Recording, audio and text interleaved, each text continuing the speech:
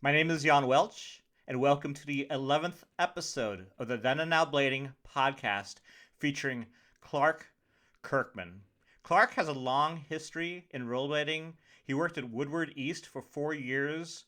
He's built a massive skate ramp setup at his house in Maryland called a compound. And recently, he launched his very own skate brand, which is called Faction, and it's a carbon fiber skate. I talk to Clark about the skate, about the ramp, about his history in the sport, about Woodward. We talk about a lot of things. It's a long interview, but it's really interesting. I hope you enjoy it. If you do, make sure and hit the like button. Subscribe to this channel if you haven't already. Hit the bell icon to be notified of all new uploads. And you can follow me on social media. I have links to my Instagram, Facebook, and Twitter in the description below. And if you're listening to the podcast version of this interview and you're using Apple Podcasts, please leave a 5-star review. It really helps me out to promote this show in the podcast medium. Now, if you do want to support this channel, I have a Patreon page.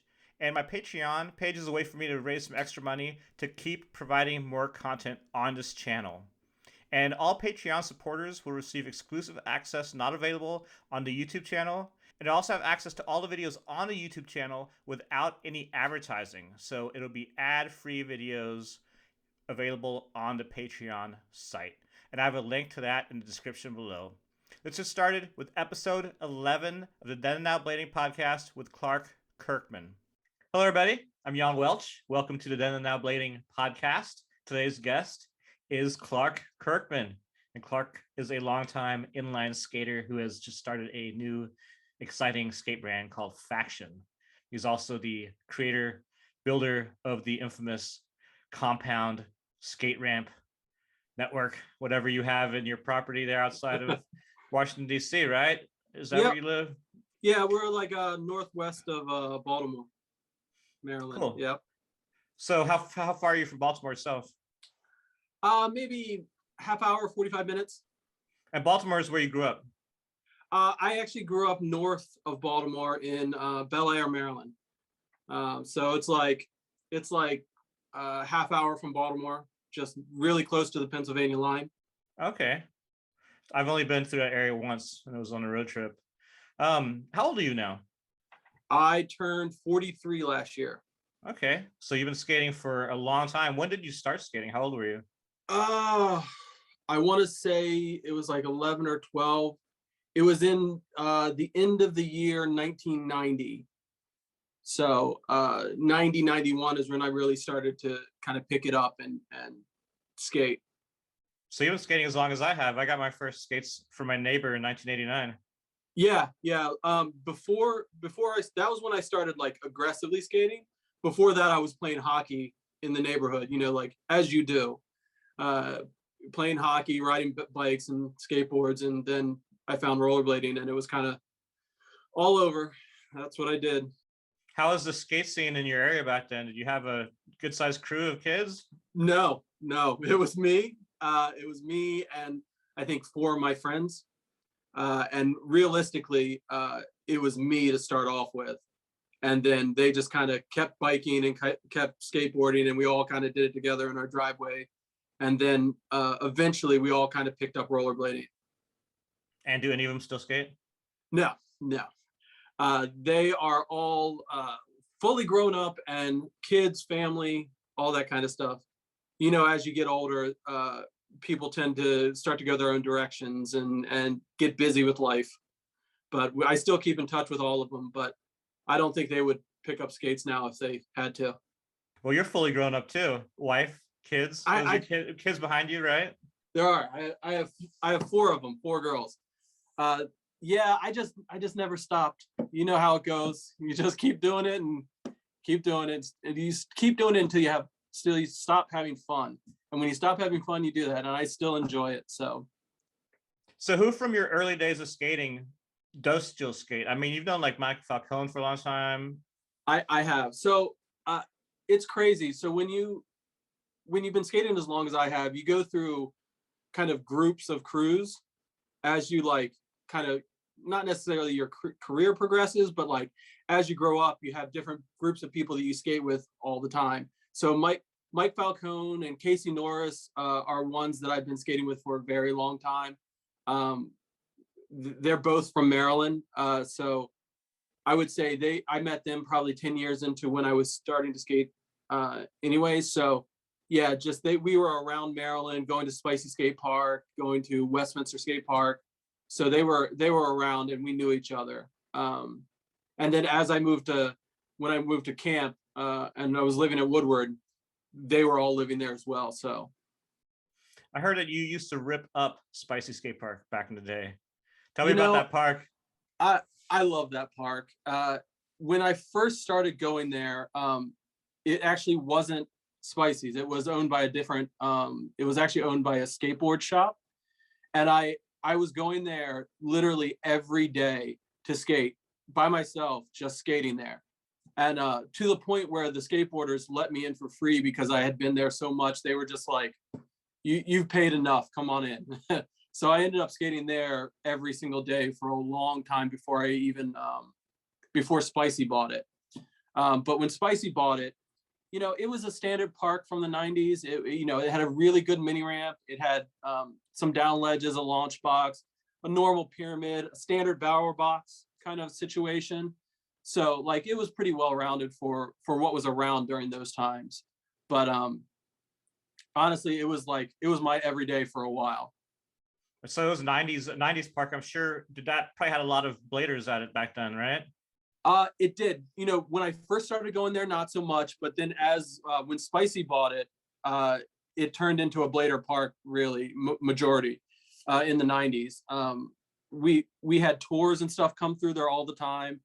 John Elliott was there, like really when he was young, when he was traveling around. He came through the area for a while. There was rollerbladers everywhere, and specifically where we're located in the Baltimore, Virginia, DC metro area. It's like we were in the middle of like multiple scenes, and we were still close enough to where people from Philly would come down and skate. And a lot of the people that are still in the industry now and big names kind of were passing through the area during that time. So it was a really good time for rollerblading as a whole. Who was like the big kids skating there at the park? Anybody recognizable? I would say you had kids like, do you know Willie Trebek and Yeah. Ace? So Mhm. they were the generation after us, and they were like young bucks when they were there. Sean and Colin Kelso would come down occasionally. Jeff Fredericks, Jimmy Shooter, they would all come down because we were only like maybe an hour and a half, 2 hours from Philly. So it was just really convenient. Jeff Fredericks was kind of a bigger name back then because this was before Senate, before any of that. We were just kids that were learning to skate, and we would have a lot of fun like that. So Was Kilgore around in those days too? Yep, Kilgore, Majet come down. Matt Gallagher, and a lot of the DC people would come up. Corey Donahoe was in that time frame as well, in near DC in Northern Virginia. So before 1999, you were just skating, and then that year you started working at Woodward. And was that your first time working in the industry? Yeah. It at that point I was living in Baltimore, and I was a manager of Spicy Skatepark. So like after I'd been skating there for years, I started riding for the shop as a team rider. And I started working at Spicy with John Liskey. He was the manager of the shop. I ended up managing the park for a while. And at that point, John Liskey had gone to camp, I think for 2 or 3 weeks or a couple weeks. And he had just randomly mentioned to me that they needed some counselors and they needed people to come up and work. And he was like, do you want to come up for a week? And I was like, absolutely. I took that opportunity to go up to camp. So in 99, I went up to camp for, I think, a week. I think it was only 1 week I was there. I ended up being a counselor and a instructor. And then after that year in 99, the following year, I came back for the entire summer. So it really kind of snowballed from there. I mean, what can be better than being at camp all summer, skating every day and just having fun. And I was in the prime too of Yeah, Woodward yeah. inline skating, It campers and everything. it was crazy. And as I look back at camp, just the amount of people that would come through camp as kids, you the thing about camp is that during that time you would have 12 weeks during the summer that was packed with rollerbladers. Every week we had a lot of rollerbladers there, and people from all over the country would come with their groups. Like you would have the Texas kids come through, you'd have the Boston kids come through. You just have all these little groups of people. They were all really good rollerbladers. Like from Texas, you had Lonnie come through, Frank and Stoner, Frank Stoner would Jason come Howard. through. Just destroying everything. Like the prime of rollerblading. Yeah. You'd have like Aaron Feinberg and his brother Ruben come through. You'd have all the Boston kids like Artie Pimentel and who else? Oh, and the Atlanta kids. You'd have Julian Ball and David Sizemore come through. Basically, everybody, but not their grown-up selves. You'd have them as kids, just trying to be, how kids are, just having fun and just raising havoc across everything. Were any of those kids that were there back then that weren't pro yet, that ended up turning pro, kids that you instructed? So when I was there, I was teaching. They had it was like I think 9 or 10 groups that they would have, and they would have level 1 through level 10 or 9 or 10. So I ended up teaching the second highest group when I first started. I was teaching the second highest group, and Eddie Campos was teaching the top group. So a lot of the kids came through when I was first there were in Eddie's group. So he was taking them all over the place, making them ride vert, making them skate things they didn't want to skate, all that kind of stuff. But then when after a couple of years of, I think it was 1 or 2 years of that, unfortunately Eddie passed away. And after that, I ended up taking over top group. So when I was teaching top group, all of those kids would come through my group. And what's funny is it was a little different than just instruction. It wasn't really instruction. It was more, hey, let's go try different things. Let's go skate these parks that you don't want to, and I'll help you out if you want that. Most of the time it was just sessioning. You'd session with these groups of kids and give them pointers where you could help. So I had so many kids come through there that were in my group that were just so good. So, and it kind of skewed my vision of the industry a little bit, because later on you see these kids in the industry killing contests, just being the kind of rock stars that they are, and I can't stop seeing them as campers that came through. So it really just kind of, that dynamic was like always weird for me, because they were the kids that I saw at camp, just messing around and having fun. They weren't the big rock stars that they end up being. That's cool. That's pretty cool. You got to meet them when they were little dudes. Yeah, I remember the Texas guys every summer. They would all go, from Austin and Dallas, in their group, and it that was was so good. always a highlight of their summer. What was your favorite park to skate at Woodward at that time? Oh, that's hard. That's a hard question, because at camp they really had everything you could think of. Literally anything you'd want to skate there, you could find. I have always been a mini ramp. I love mini ramp. So Cloud9 mini ramp was phenomenal when they built it. So when I first went there, Cloud9 hadn't been built yet. So it was just the standard. The old Egypt was there with the big banks, and like the school had like the grind boxes and stuff like that. But as soon as they built Cloud9, it was like rollerblade heaven. You had that, like, it was like a 60-foot spine mini with an 8-foot radius on it, and you had the down ledges and the street boxes that were on the other side. That was probably where I skated most of the time. To be fair, also right around when I was living at camp was also when I was kind of getting into competing in ASA. So there was a lot of things I forced myself to skate, that like skated a lot of launch box and stuff like that, just so I could hold my own in contests, and I'm not just clearing a box in a contest run. So I forced myself to skate a lot of things. So, but everything at camp was always good. The only thing that kind of bummed me out about camp was like they never really built like a bank with a handrail. Me and my friends there, Falcone and Casey, would always give them a hard time about building just a plain bank and a handrail. That's all we wanted. Something similar to street, but just like That's the airborne rail. such a basic thing that they could have made easily. They absolutely could have made it. They just most of the people that are building things at camp were bikers. They were professional bikers. So Nate Wessel was building a lot of that stuff, and his goal was really to make these really complicated, cool lines and how everything flows together in a park. So usually a bank with a handrail really doesn't fit into that. So was Ryan Corrigan building ramps there too at that time? Yes, basically all of them. So you had John Saxon, Ryan Corrigan, you had a plethora of like skateboarder builders as well as bike builders. There's a lot of groups kind of going in and out.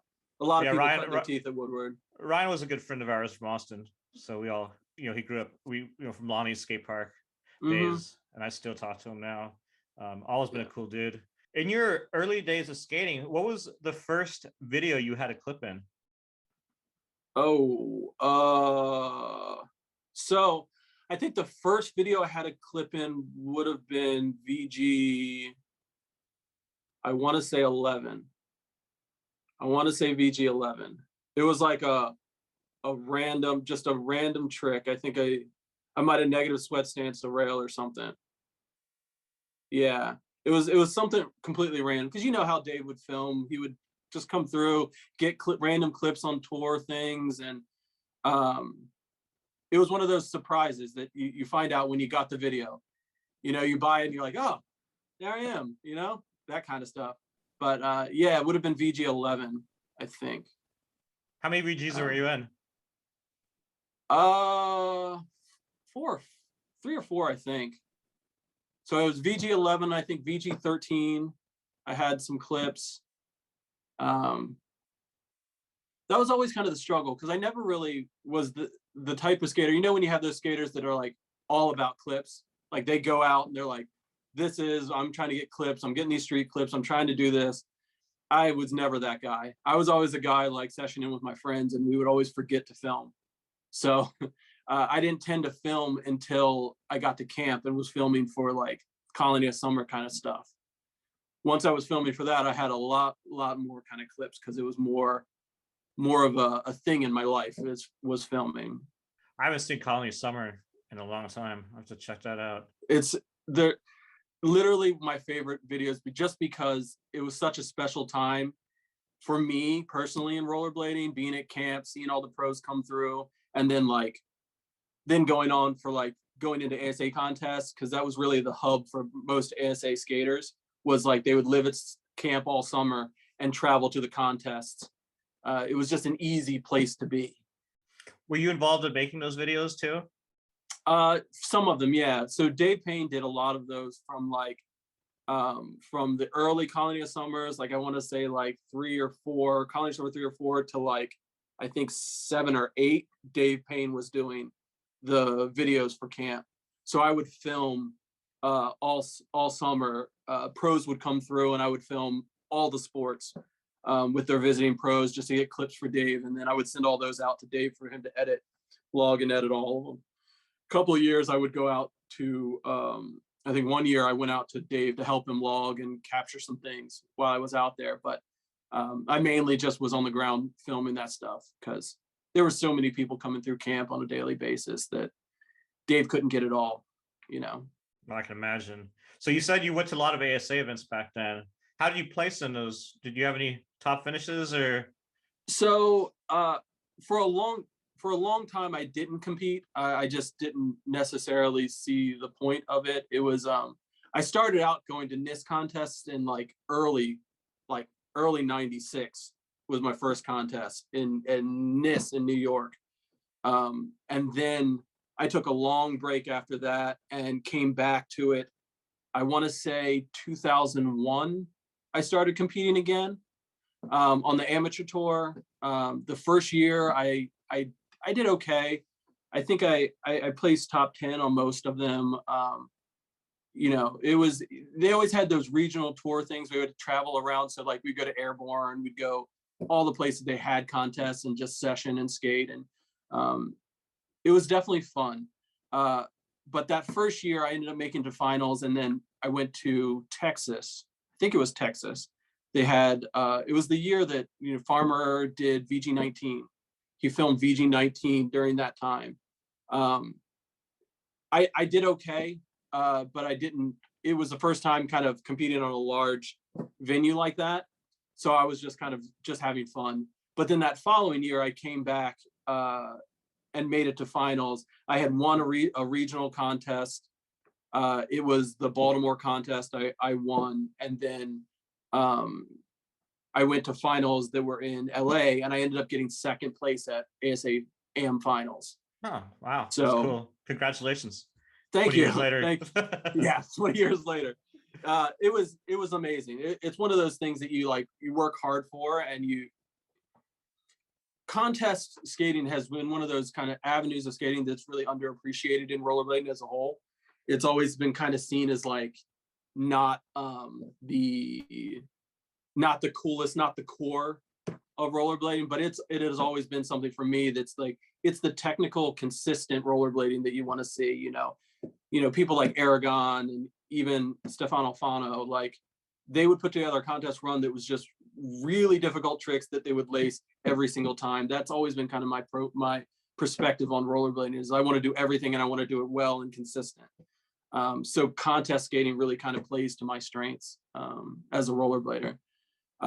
So yeah, so that year I placed second.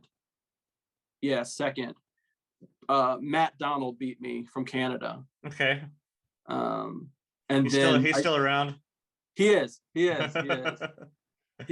But yeah, it was always a good time, especially at those contests, because the Pro Tour had like a lot of big names on it and people skating at a high level. So it was always fun to go to. And then you had always had those random sponsors of the contest. You had like Yoo-Hoos and Corn Nuts doing just crazy stuff. So it made for a fun summer.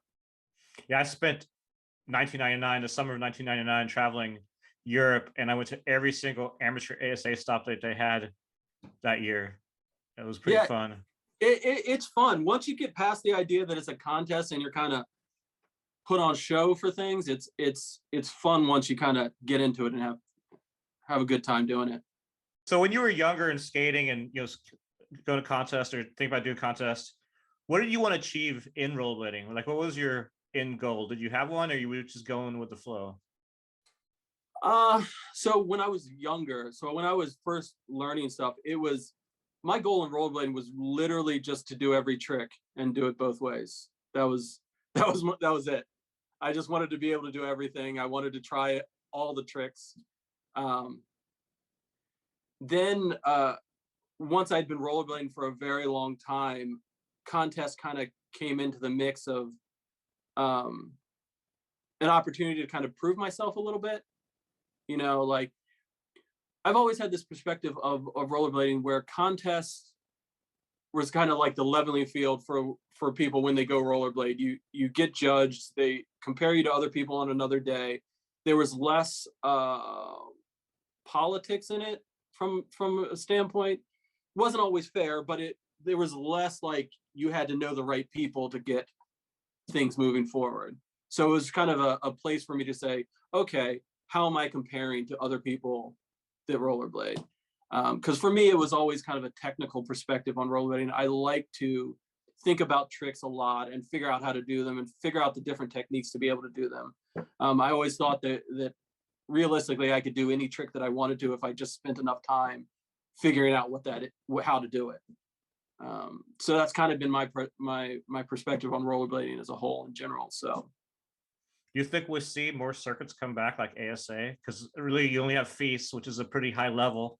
Yeah. You see anything coming back like the more amateur circuit competitions? I know, Blading Cup has their qualifiers.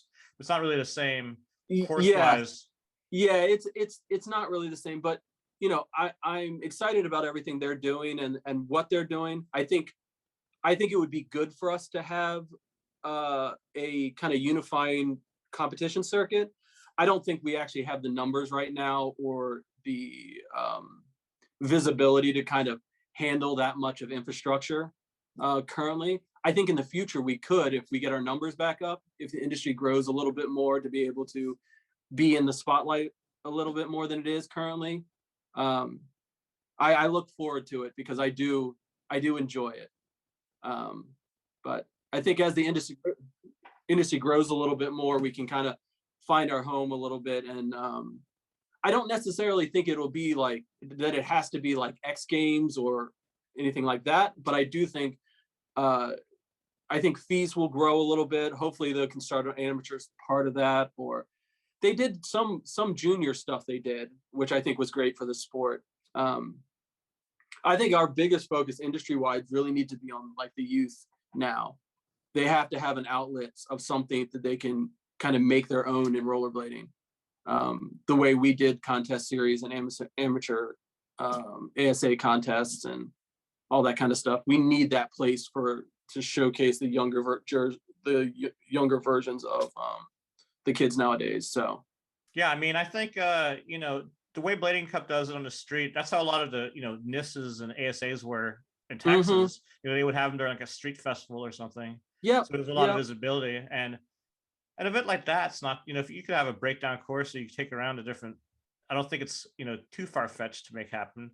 Having yeah, building a big arena type of thing, like feast. Now that's a different yeah. thing, but What's funny is that for all of those contest test series, it's never really been about the rollerblading itself. It's always been, how does it appeal to the larger sponsors, and how can it be a show that brings in a lot of people to get a lot of different eyes on different products that are out there, and that venue is rollerblading.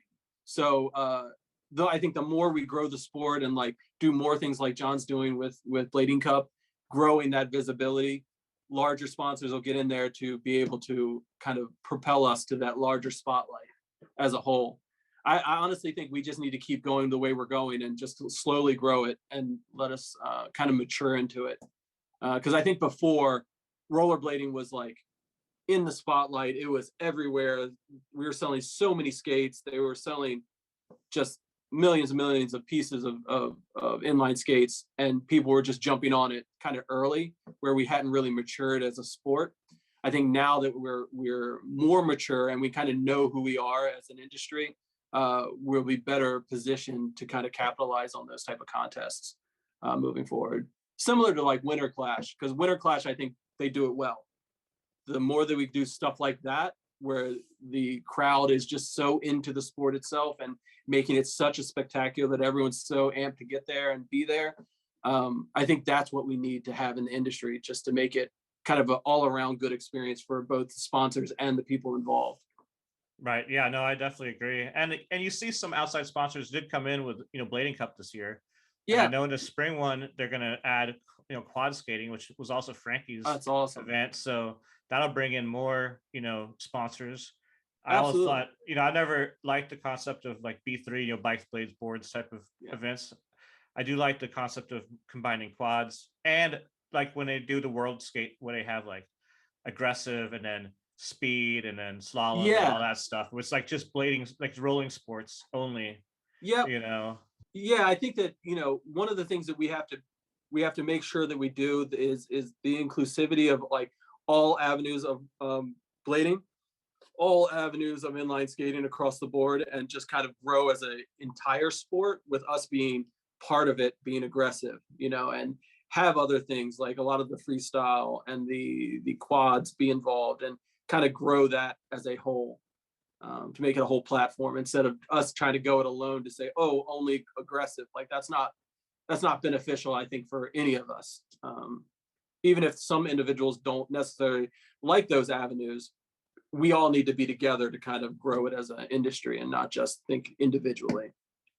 Yeah. Well, let's see what happens. With the whole COVID and everything the Yeah, past few years, things has been weird. So when actually things get better and we actually have bigger events where people go to and the companies want to sponsor them, right now it's just like blading's grown, but we can't really do anything in person yeah. still. So We're hopefully in the definitely in a future, weird spot. definitely Yeah. in a weird spot. But I think that, for me specifically, I think that COVID has been a weird time, but it also has given people time to think about certain things and time to kind of analyze what they're doing and do the things that are really important to them.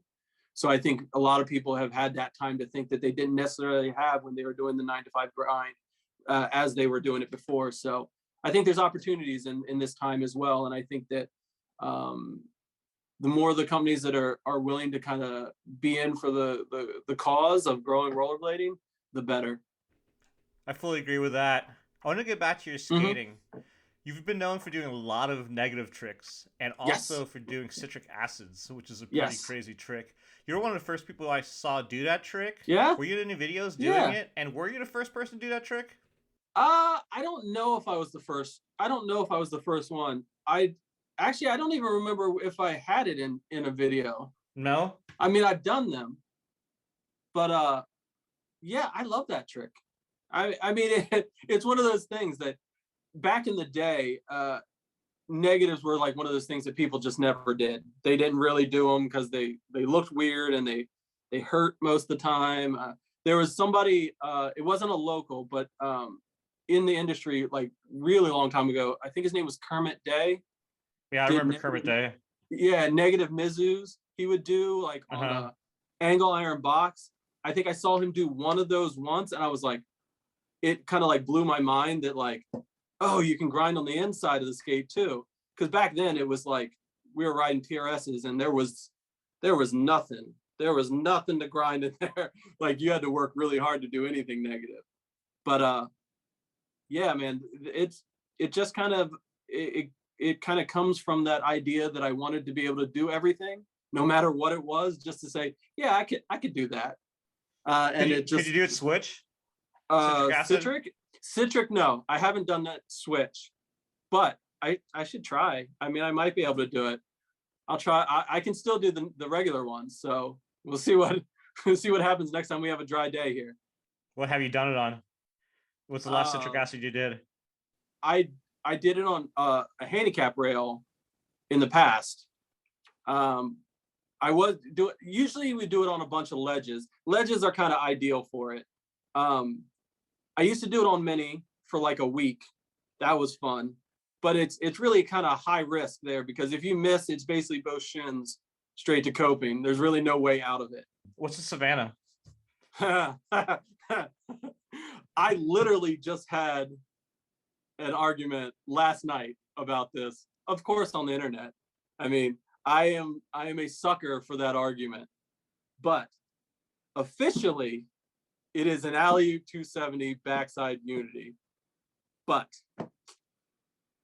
it's so funny because the semantics of that argument, it gets me heated because I think because I've been rollerblading for so long that I started before it was even a trick, and to see it progress to what a Savannah was, and then see kids just misuse the name across the board, and now because they've been in rollerblading for 20 years now, they think it's like, oh no, I've been doing this forever. I know what I'm like.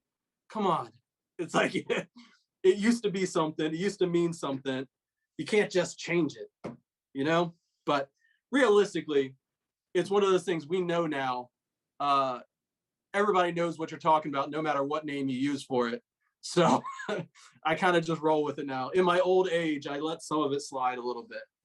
Do you ever have a trick talk with Frank Stoner? Yeah, a lot. Semantics, the semantics of everything, of naming, and where the linguists come up with things, and the locality of the names of the tricks. We've talked about all of that. It's it's really fascinating when you think about like all the development of trick names that people had in their small little crews all over the world, that have different names for things, but inevitably they get to the same kind of naming, or it's kind of close, so people understand what you're saying even though it developed in your area specifically. I need to get Frank on the show. he's been on mushroom blading several times, or the How to Be Unpopular podcast. Yeah. But I definitely need to get him on here since I'm surprised. I've known I'm Frank surprised you forever. have. I'm really surprised you have. It's still a fresh new show. I've only been doing this channel for like 4 months. Still, that's Frank though. Like he'll talk to you about anything forever. I know, like we could probably get an 8-hour episode in. Yeah, absolutely, and it would be riveting, the whole thing. I wanted to ask you, growing up, who were the skaters that influenced you the most? Well, I would say, when I was coming up early, I was really inspired by Arlo, probably more than anything else. Honestly, when I first started, it really was Arlo and Chris Edwards. Those were the two. And then, then you also had people like Dave Kalash that you really look up to in the beginning, that were kind of taking grinding in a new direction. So it wasn't all just vert skating and airs and going big. It was more started going down that technical path. So in the early years, it was all about, for me, the technical grinding and the technical kind of street skating and park skating that they were doing. But again, when you talk locally, there was people like John Liskey that rollerbladed, and I looked up to just from being knowing more than I did about rollerblading and knowing all about it and interested in those things. And skating with him was kind of a really big influence on me. And then I would say probably the groups of people that I skated with more often, so the Mike Falcones and the Casey Norrises, it had always been about the friends that you have and the people you session with and those times that you spend with them skating that really kind of influenced my skating and the standards that I have for my rollerblading that I still have today. It's all those good times that you have with friends really kind of keeps you going in the sport. It's funny because John Liskey has some sort of relation to Frank Stoner through some marriage or something. I forgot exactly what it was, but we visit him when I go to Colorado. We stayed over his house a couple times. Such a good dude. Yeah. He's a great dude. He was working at Spicy Skate Shop when I first started to ride for them, and I would skate with him weekly. It was great. He's the guy that kept giving me a hard time to go spin some pyramids and do all the weird grabs, like not just the standard safety grabs, make sure I'm doing like hippie clutches and like all these other like obscure things. Why did you quit Woodward, and how did you end up in San Diego? So, I was living at camp, doing their videos, doing graphic design there. I was living there. Casey Norris was living there. Mike Falcone was living there. Steph, his wife, Steph Falcone, was living there as well. We were living there all year round. And, when you live at camp, it's a different world than just being there during the summer. So it's a great experience, but literally when people leave from camp, it becomes no one's there. So you literally live there and you have things you do, but you then skate all day, and it becomes this like cycle. So in 2004, I was getting to the point where I kind of, not that I was done rollerblading, but that I had done a lot of the things that I wanted to do. And I was thinking, if I want to kind of grow up a little bit and get a house and a family and all those things, that I had to get my degree. So in 2004, I moved out to California to get my undergraduate degree in graphic design. So I was in San Diego with basically everyone that was living at camp at that time moved to San Diego at that time as well. We all kind of drove out together. So it was Casey Norris, Mike Falcone and his wife, and my girlfriend at the time. We all moved out to San Diego for me to go to undergrad and them just to kind of hang out and live life. So it made it a really good time. Because at that point, I mean, you guys, go ahead. I was just going to say, at that point, we decided to move out there just because I was like, I can go to school anywhere. Let's just pick somewhere nice, So we were all like, San Diego sounds fine. And and that was like at a peak of rollerblading there as well. So San Diego does have amazing weather, you know, and it's it was the prime time for blading, and I lived there at the same time you did. mm-hmm. However, we didn't cross paths too often. I know I Yep. saw Casey and Mike just a handful of times. Yep. Were you guys skating a lot out there? Yeah, we were skating a bunch. The thing that I come to realize about San Diego and rollerblading is that the weather is kind of a double-edged sword. I fell into the problem that, you know, every day was 76 degrees. So I would be like, you know what? It'll be nice tomorrow. I'll go skating tomorrow. And that would it would keep going. Every week I'd be like, tomorrow's fine. And then it would be nice. I didn't have the urgency that I have everywhere else where it's like, oh, it's been raining for a week. I got to get out here on the one good day. So we had a lot of distractions out there where I'd be in school and I'd have, you know, time I had to be in class and all that kind of stuff. But we still skated. We still made our way around. One thing I would say is also San Diego at that time, at least from our perspective, was a little bit cliquey. So you guys had groups. You had groups of people that skated together and kind of only skated together. So not that it was hard to break into those, but it wasn't as the internet wasn't as big of a thing then. Right. You didn't have those meetup groups where you're like going to skate. It's always been a struggle to get people together to go street skating, but especially if you're new in a town, you didn't actually have all the connections that you'd need. So we would go explore on our own and just skate and find spots. What is funny is that most of the time we were out there, we would find like famous street spots that we had no idea were there. And we would just be walking past them and like, oh, it's that spot. And we would come back and skate it. That happened to us with Garfield Elementary. Oh yeah. Those ledges, we just happened to be walking past them one day and we're like, oh, we got to come back. We got to come back and skate. So I lived by Garfield for a long time. So we would just literally skate out the door and go skate Garfield. Yeah.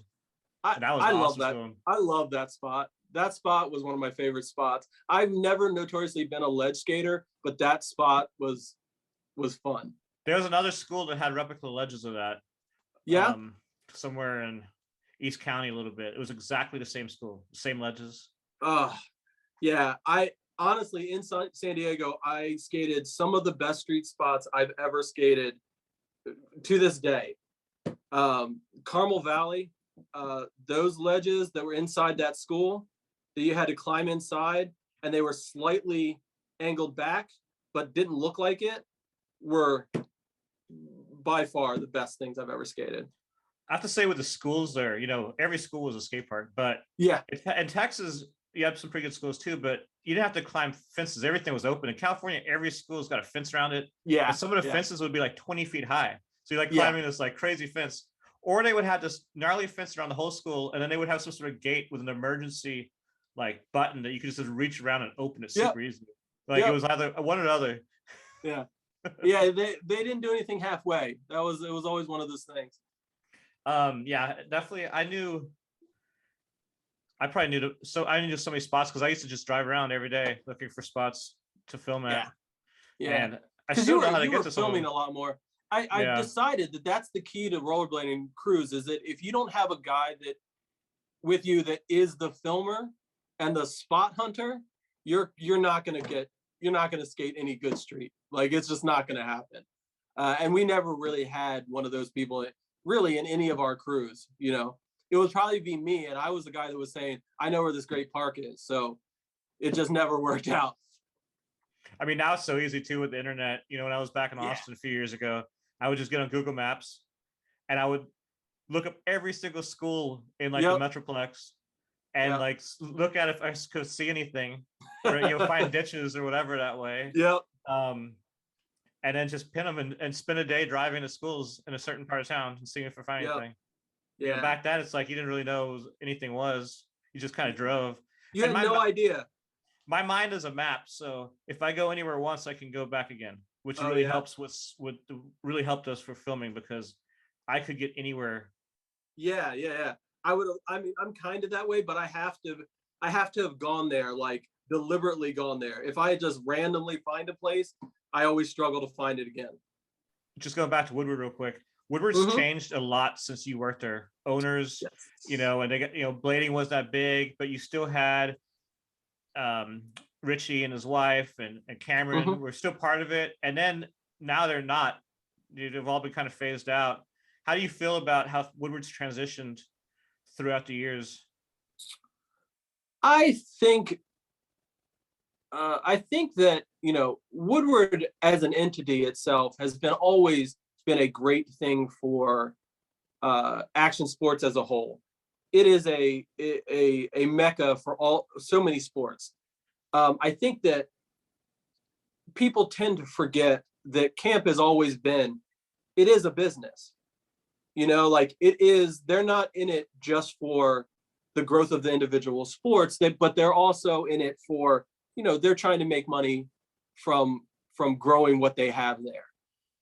A lot of times people go to camp with an expectation that they are kind of a core entity of like, they're more about the sports than anything else. And realistically, they're a summer camp for kids. That's what they are. So once you kind of get the idea that's the MO, it helps you kind of come to grips with some of the choices that they make and the way they grow their business and the partnerships that they have.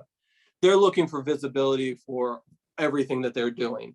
And even more so now that they were purchased from a corporate entity, Powder purchased them. So they are becoming more and more like a corporate entity than necessarily a family run business. When I was there, it was still Gary Ream owned it.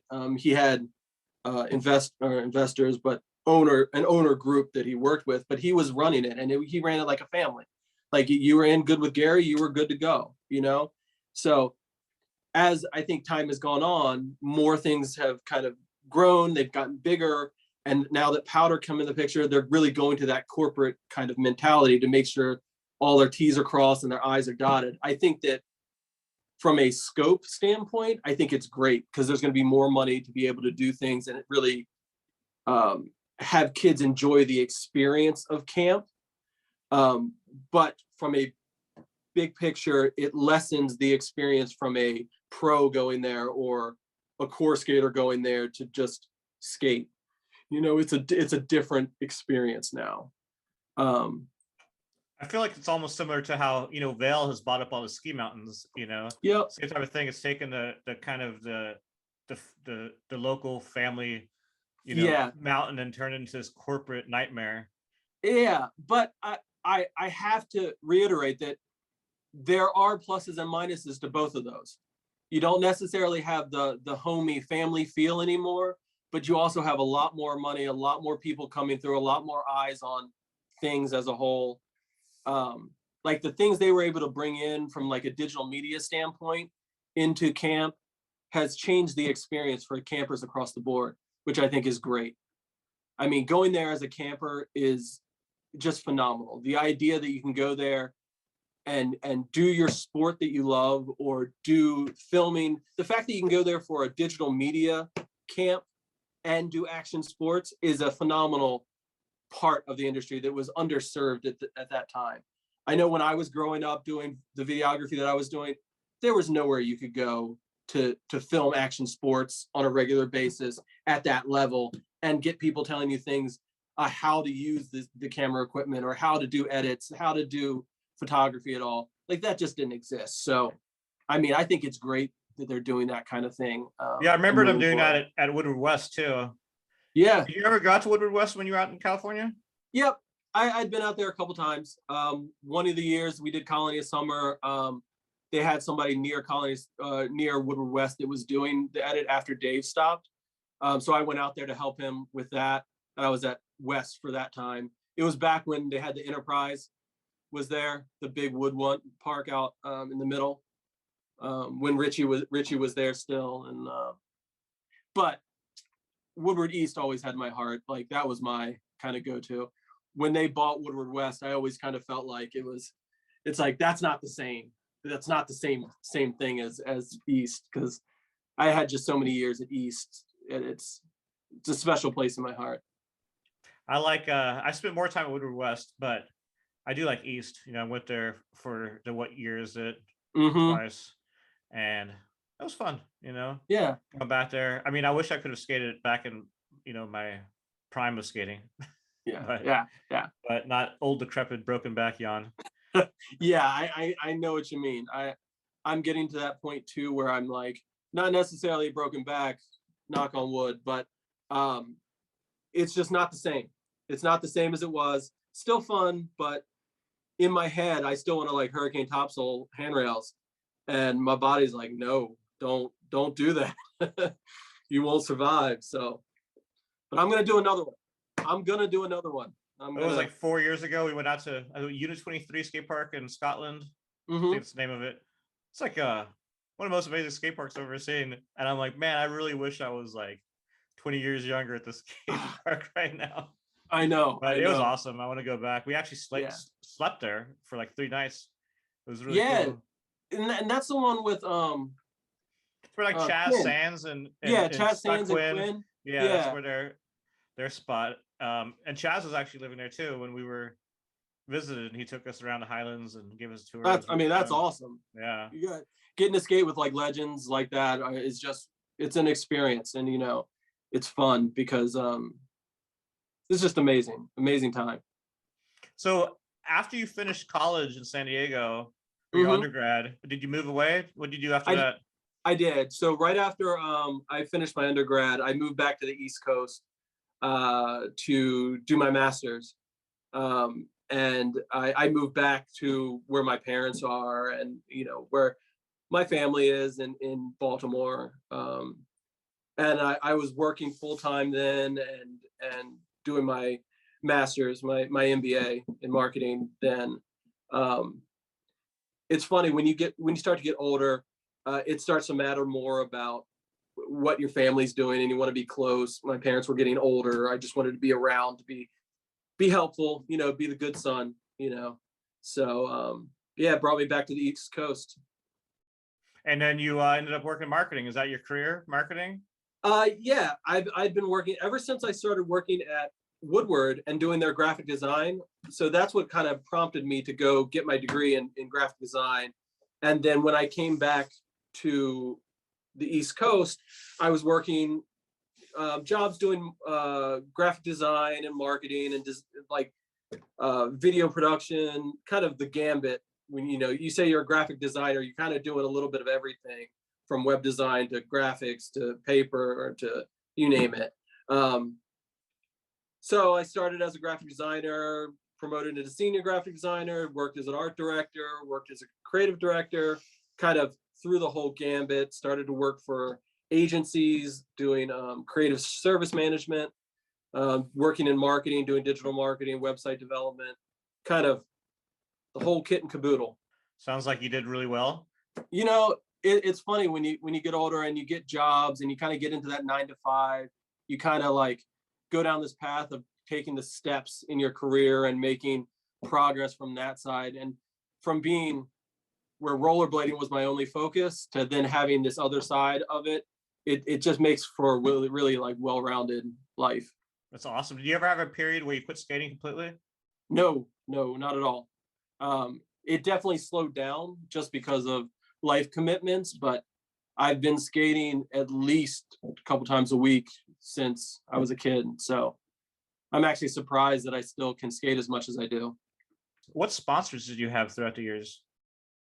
So I rode for Spicy Skate Shop. It was my first sponsor.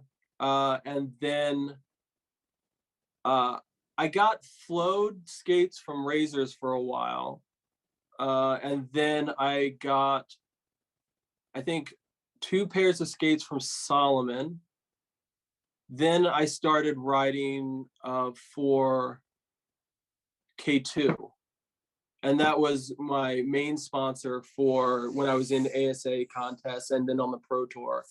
K2 paid for like all my contests and all that kind of stuff. So I guess I was on the AM team for K2. That would have been right around the time that not the varsity, but the Nemesis boot came out, that new boot from K2. I love those skates. I didn't necessarily like the way they looked, but I liked how they skated. So it was one of those things that you put on the skates and like you could do like 40 new tricks. So you're like, okay, this will work, you know? Yeah, I Uh, loved the K2s as well. It's been a they're long just so time though since good. I've skated them. What's been your favorite skate the past few years? Uh, I have been a fan of a lot of the USD carbons, and I've been a fan of pieces of skates. So like I like carbons, I like the low cuff of USD carbons. I liked the construction of adapts. I liked some of the materials on the adapt Soulplates and pieces. I hadn't been able to find a real skate that I latched onto that I liked everything. That's actually one of the main reasons that I decided to start a company in the first place, was that I wanted to give back to rollerblading and kind of build that skate that I like, you know, with all the pieces that I like, and not have to like go to another company to figure out how I like the skate, you know. So Um, the reason you have a carbon skate is because you really enjoyed the USD carbon. yeah, USD carbon. I liked things about, I like the rigidity and the power transfer that comes with that. So that's kind of like my big thing, is that I like a high performance skate that really transfers all the energy that I have that I'm pushing into them to the speed that you're going to get. I don't like to lose any of that, especially as I'm getting older. I can't waste any speed anywhere. I need to keep as much as possible, because I can't be doing this all day. So, but yeah, that's the main reason that with the skate that we're putting out right now, that we started with, it's one of the perks of starting your own company, is that you get to start with the things that you really like.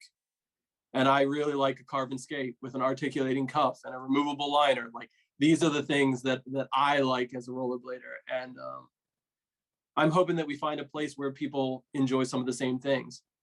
But I think once we get off the ground with one skate, I think we can expand a little bit more of the options that we're offering, to kind of have that whole platform to be able to build a skate for everyone. How many skates are you doing your first run?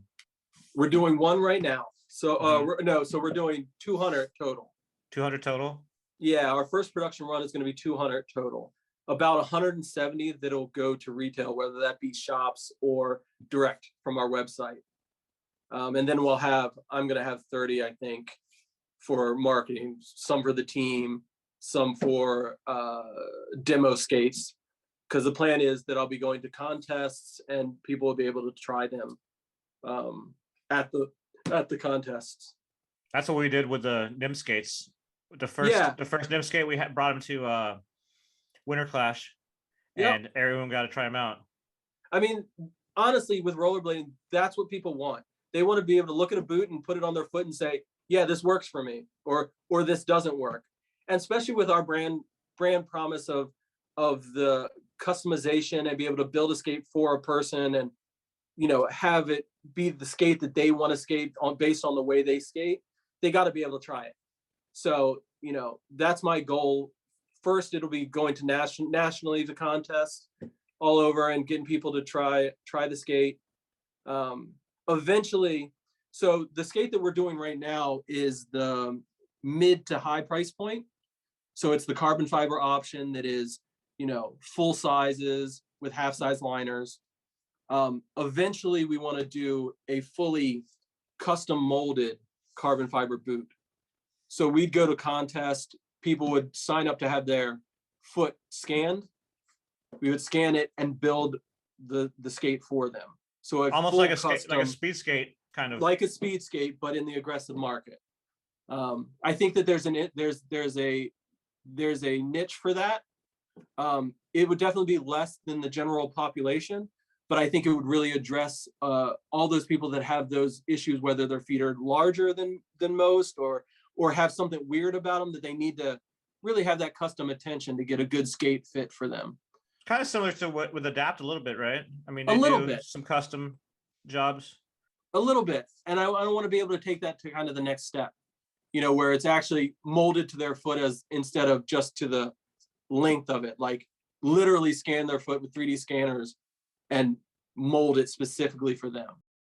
Where are you getting the skates made at? It's a 200 is a pretty small run. The first production run that we're doing, we're working with a factory in China to do that. It's actually been kind of the biggest hurdle that we've had is just going back and forth with COVID and shipping issues, and just, how factories are. They're a challenge sometimes.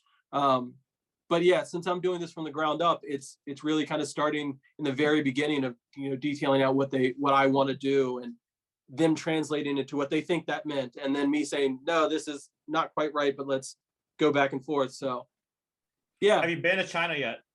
I have not. I've been.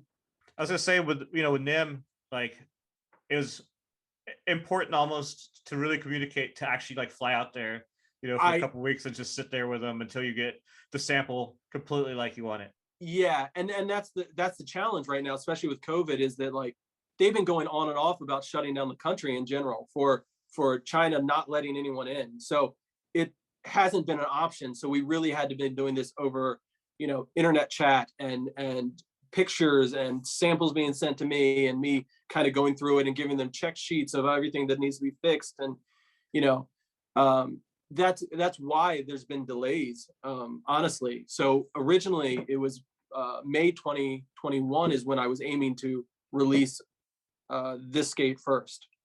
But just to go back and forth with China and get the specifications to the way that I wanted them, it's been delayed to now. So it's just one of those things, you want to make sure you do it right, that it's a good skate for people to skate, and, it will be received well, because you never get another chance due to the first launch.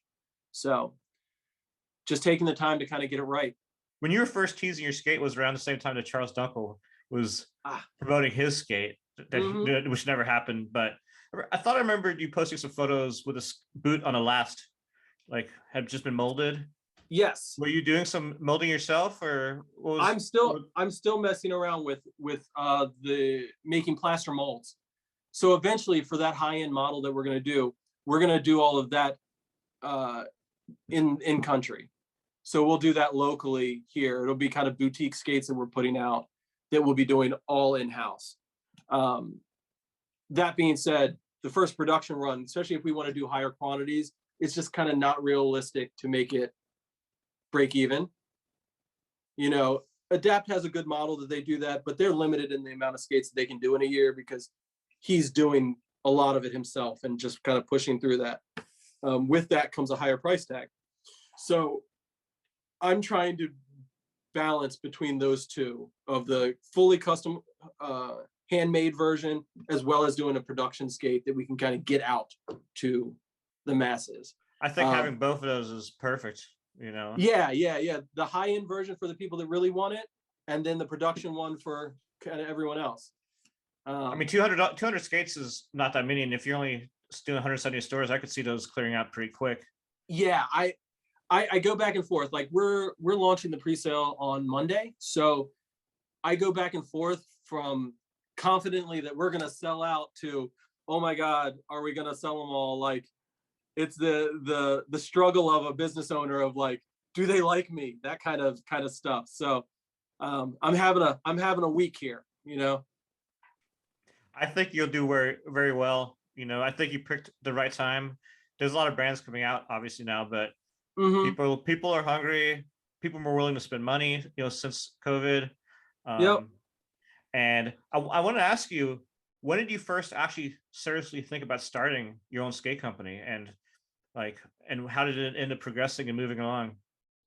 So in the end of 2019, I had been building the compound for a couple years. Yeah, a couple years at that point. We have a local group of people that come through here, a bunch of old guys and some young bucks too. But we have a nice community here, and I had been thinking about how I wanted to. I still want to be part of the industry. I'm not doing the high level of skating that I used to. So I'm never going to be that sponsored rider again. Coming to grips with that as you get older is always a challenge. You want to, but it's not feasible forever. So, but I want to be part of the industry, and I still want to be in it because I love blading so much. So I was trying to figure out what could I do to still be involved, I mean, I'm not Dustin Latimer or even Julio. Like, I'm not that guy. So what can I contribute back to kind of put my mark on rollerblading as a whole? And, you know, you look at all the product lines that are out there, and, you know, you look at clothing, apparel, wheels, you look at all these things that you could do. And for me, it was like, what do my skill set actually add to the equation? And I thought that a boot design would be ideal for that, because I've really been a technical rollerblader my entire career. And that's the things that I mean, I'll sit and discuss skate specs at nauseum just to, because I enjoy it. So like, and really knowing what I like about skates, having conversations with like Mike Falcone about that, of just like tinkering with things and trying to figure out what I like and to make it happen. So I figured that would be kind of ideal. And especially with the success that John has had with them skates, and like being skater owned, and really kind of try to grow that. That's something I look up to, and I would love to replicate, just with a different brand vision than he has. Who are you trying to target with your brand? What type of skater?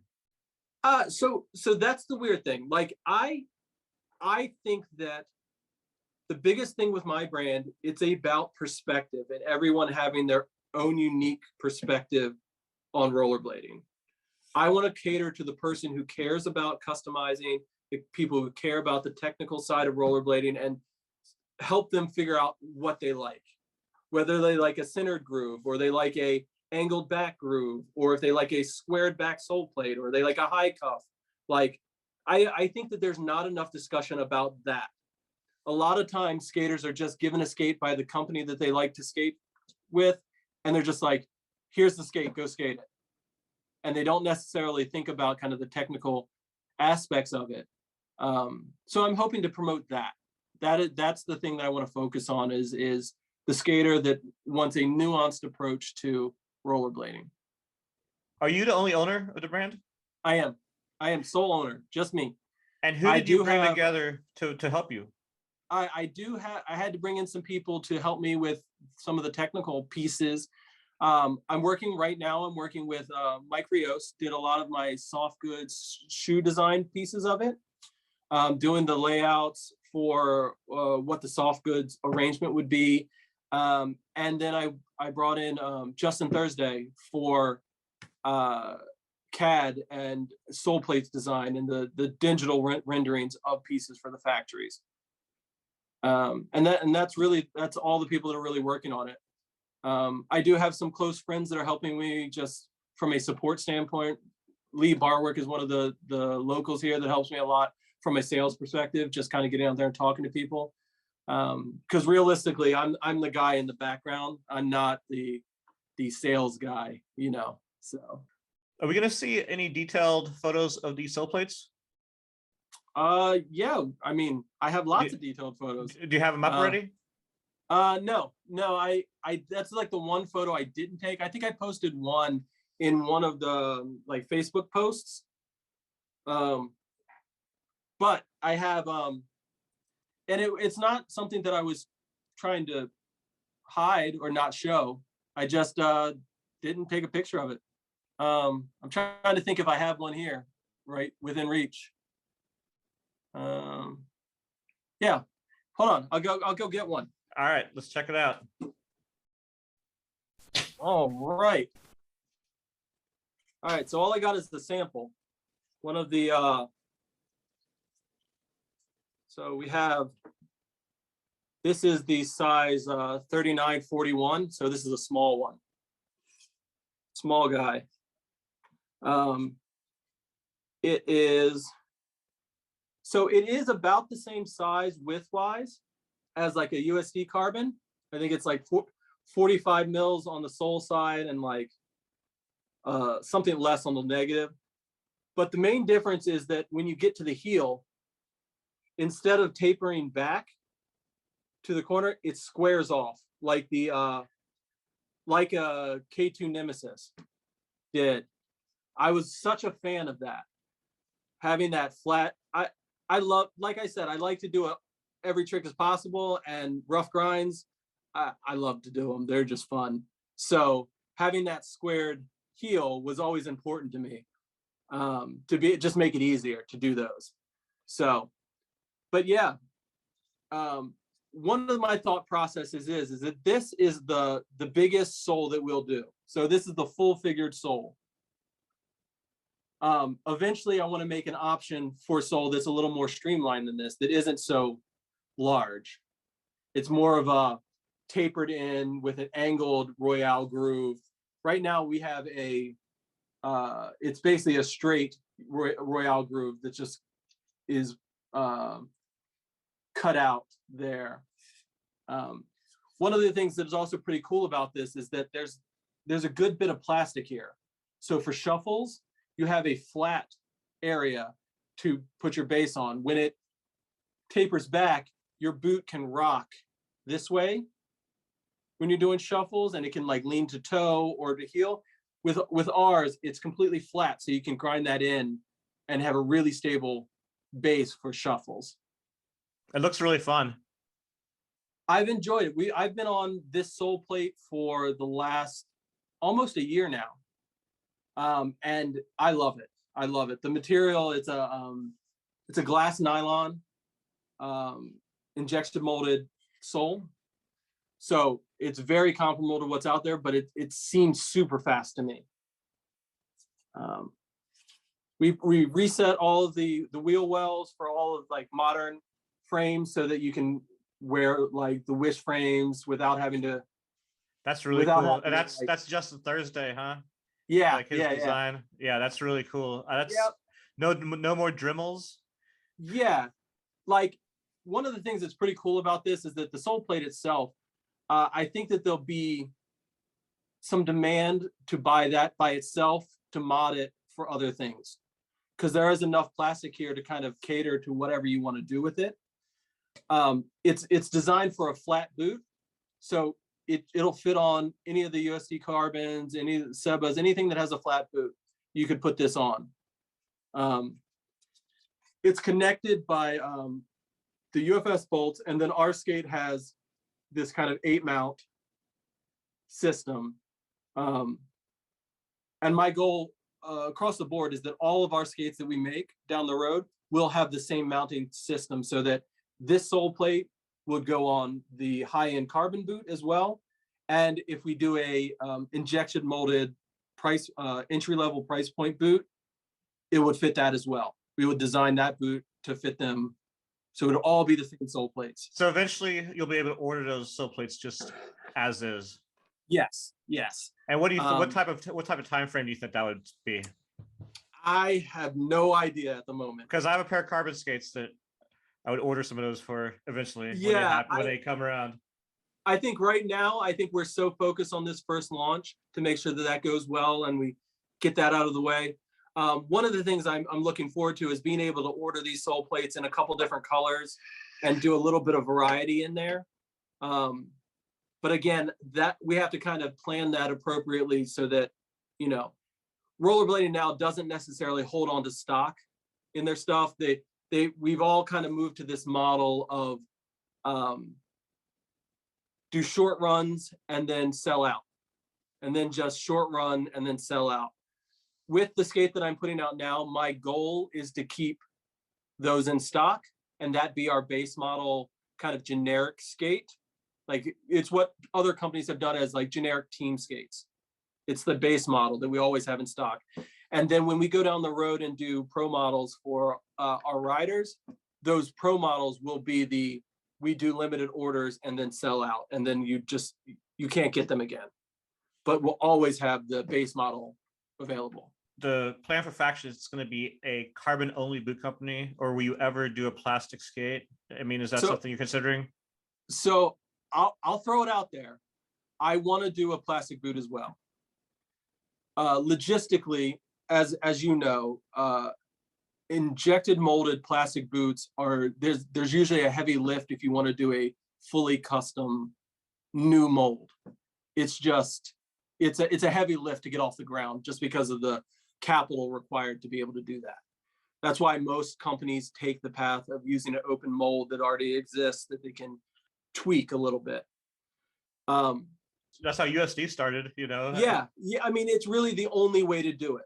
But with a carbon boot, the costs to start up are cheaper because of the way it's built. So carbon fiber skates are built off of last, like you mentioned before, and those lasts, they cost maybe $50 to make a custom last instead of the 30 grand to get all the sizes of an injection mold. So it makes it easier to kind of get it off the ground. But down the road, it is in our plan long term to do a price point, entry price point, maybe $250 of a plastic boot. That's one of the things that I think that there's a niche in the market right now where a lot of the larger companies don't necessarily do a lot of product marketing, so they don't do a lot of products line strategy anymore. Rollerblade used to do it back in the day a lot more. Now we don't necessarily see it a lot in the industry. But I'd like to have, an injection molded boot that might be split size. So it would be two sizes, like 910 would be a boot, 1112 would be a boot. So as you go up the price points with our company, you get more and more custom, more catered to your foot. The entry level boot would be cheaper and less customized. And then as you go up, you get more and more based on the price point. The liners coming in the skates, how are they different than other liners? Are they inspired by a liner? What's a liner like? Well, I think for me, I don't necessarily think it was inspired by anything.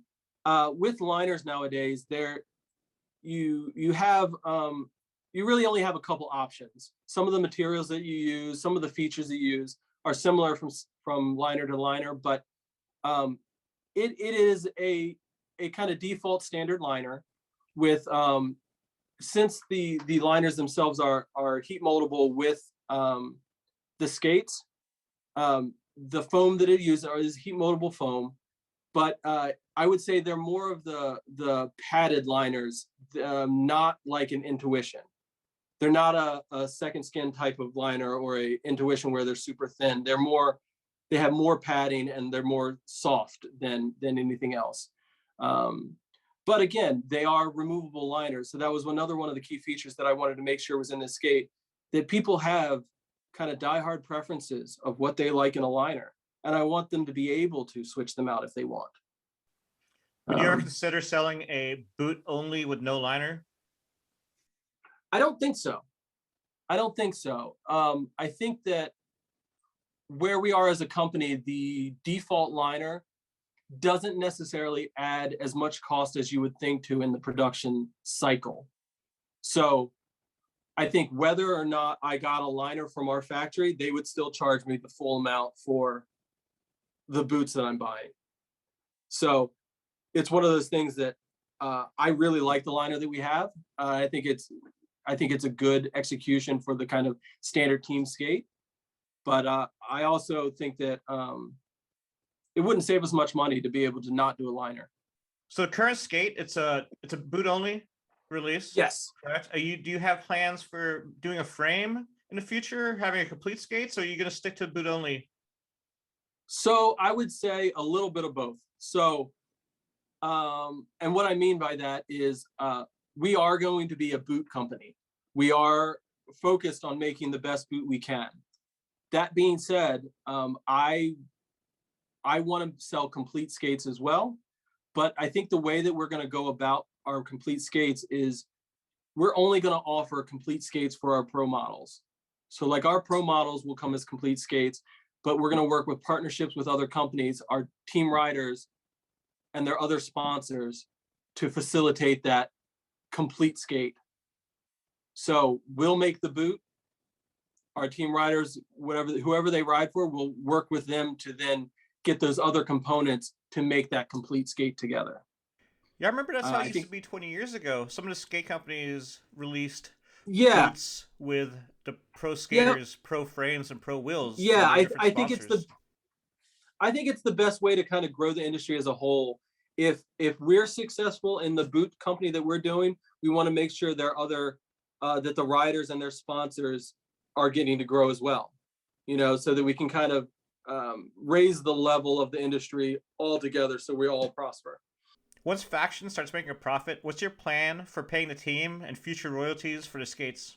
So for me, it was really important that we have royalty structure that kind of makes sense, that also values them and what they do for the company. It's really important for me to do that. So on every skate we make, the team will be getting royalties from those skates. Then for their pro model skate, they'll also be getting increased royalties for that specific one. Right now, the way that our stuff is set up is that they're getting 1% for for every skate that goes out.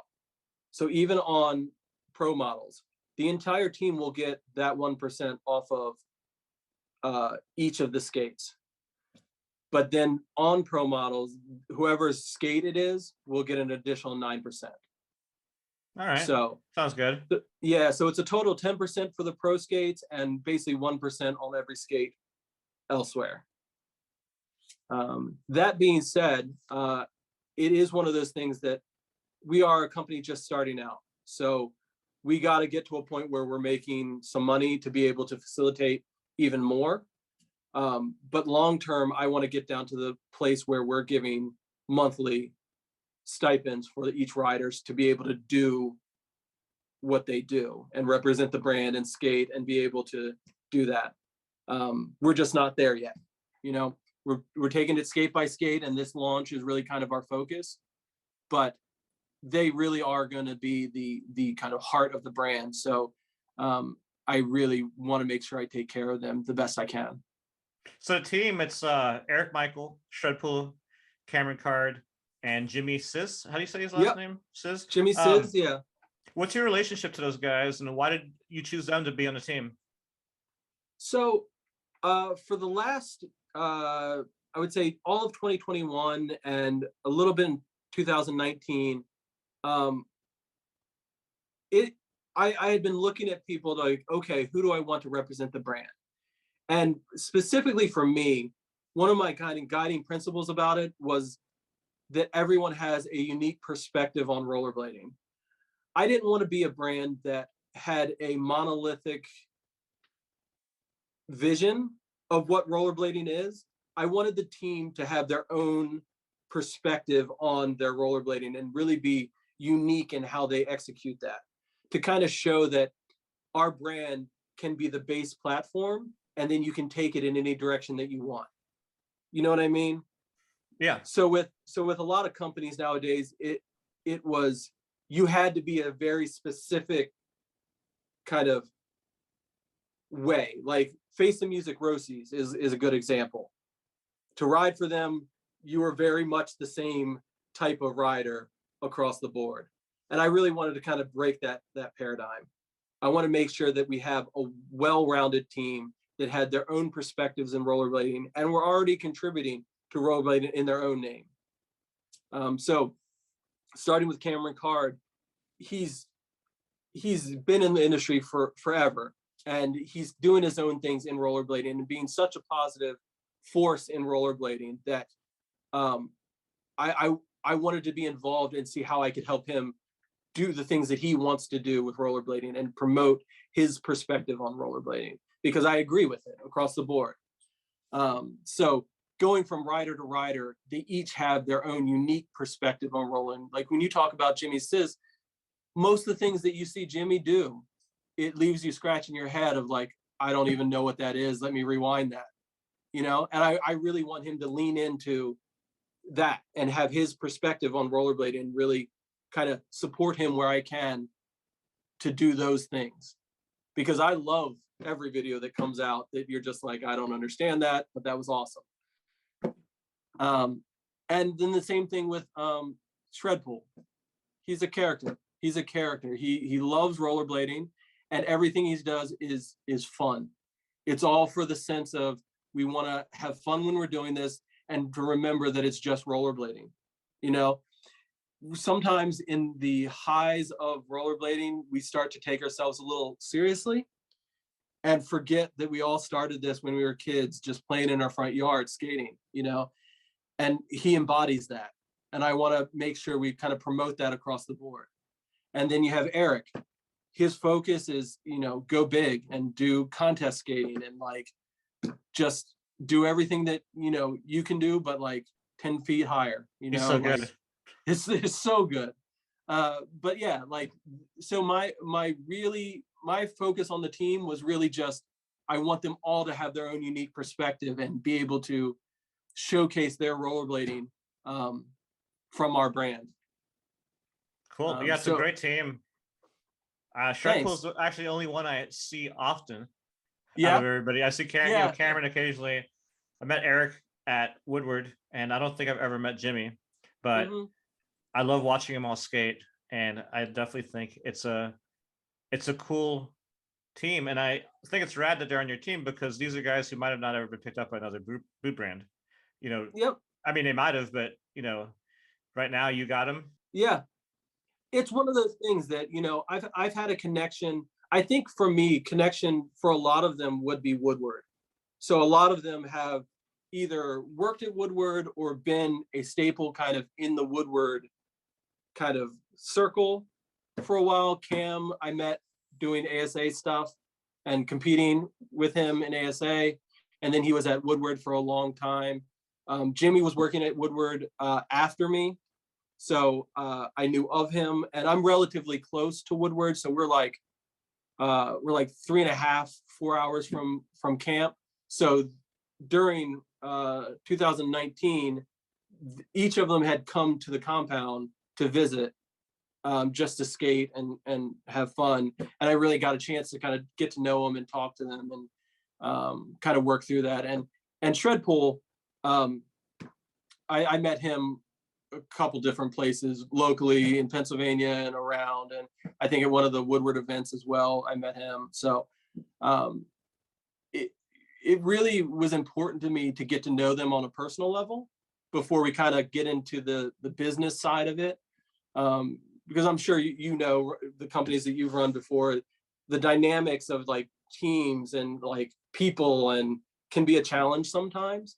But once you kind of get to know everyone from a like family level, it helps to be able to work through any of those things. What is the first event you plan on showing your skates off at? So we've kind of already showed them. We showed prototypes at the WYII contest this year. Cameron had a pair of skates there. I think that one of the prototypes there. So they have seen them. So they have been out in public. I think that the next real opportunity to see them will probably be either the springtime contest that I host at the compound or one of the ramping camps that I might end up going to. Most likely that would be one of the official kind of releases. I'm going to the King of the North contest next month, and I'm sure Shredpool will probably be there. Yep. And he's riding right now. He's riding a set of the prototypes. So we got the production samples. So the last sample before they kind of go into production. Cameron has a set of those, and Jimmy Sizz has a set of those. So if you see them guys at any of those contests, they'll have the newest versions. You should come on the Vermont Rampant Camp. I want to. So 2022, I'm planning to be even more at events than I was in 2021. 2021, I kind of made a conscious effort to make sure that I'm going to contests more and being around in anticipation for launching this brand, just getting out there, putting myself out there to see people and talk about what we're doing. I'm going to continue that in 2022. I want to get up to Vermont for your guys' rampant camp. I want to go out to the Colorado road trip. I want to get around, and I also want to make it out to one of the blading cups for when they come. And depending on what Winter Clash is doing, that one's still up in the air. But I'd love to make it out there. Not happening this year. So they're waiting No, till 23. next year, yeah. Yeah. I mean, I'm of the mindset that that's one of those contests, especially when we want to expand to a international market, that, we kind of just have to be there.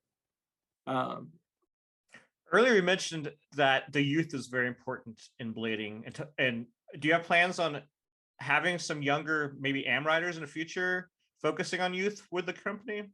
it's something that I think about a lot. I don't think I will necessarily do a specific AM team.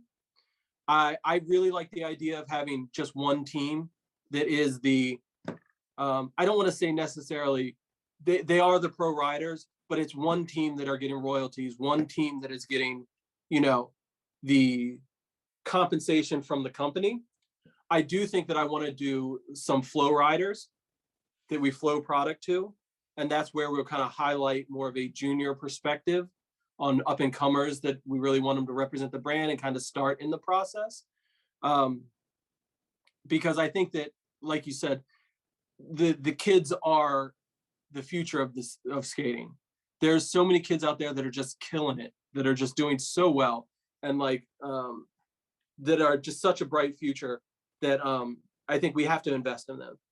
Right now, I think the industry as a whole has this kind of dead area in our age demographics from like 25 down to like 12 that doesn't exist right now. We kind of stopped for a while as an industry, like recruiting the kids into the sport. So we really got to kind of double back to that and really kind of grow the youth in the sport so that they're there in the future to take over the lead. Because if not, we'll die as an industry if that gap continues. Luckily, there's been a lot of new little kids on Yep. Instagram shredding it. Yep. So that's good to see. Absolutely. There are so many kids out there. Like one of the ones that stands out, have you seen is it the Roller Twins? The Roller Twins, there, those two girls.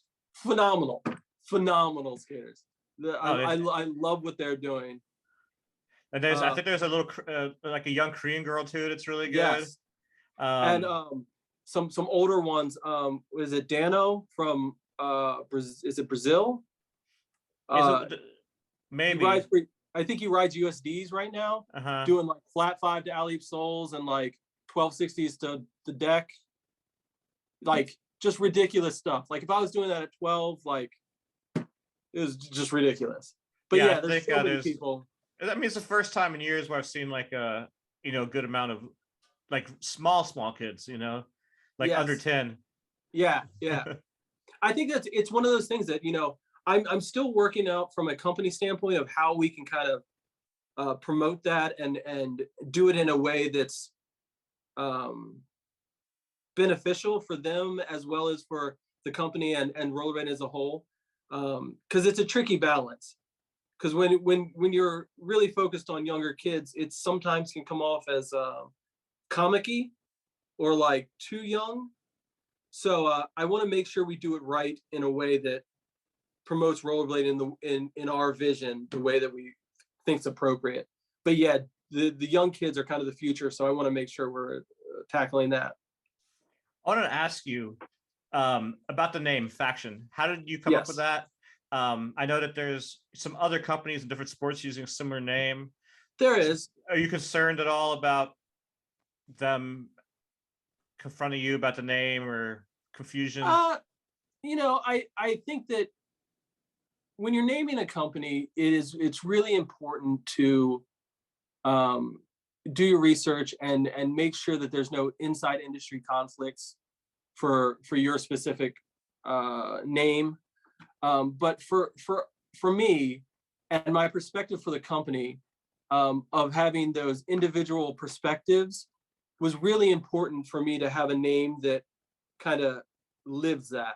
So the idea of faction is that there's individual groups or factions in rollerblading for how you rollerblade.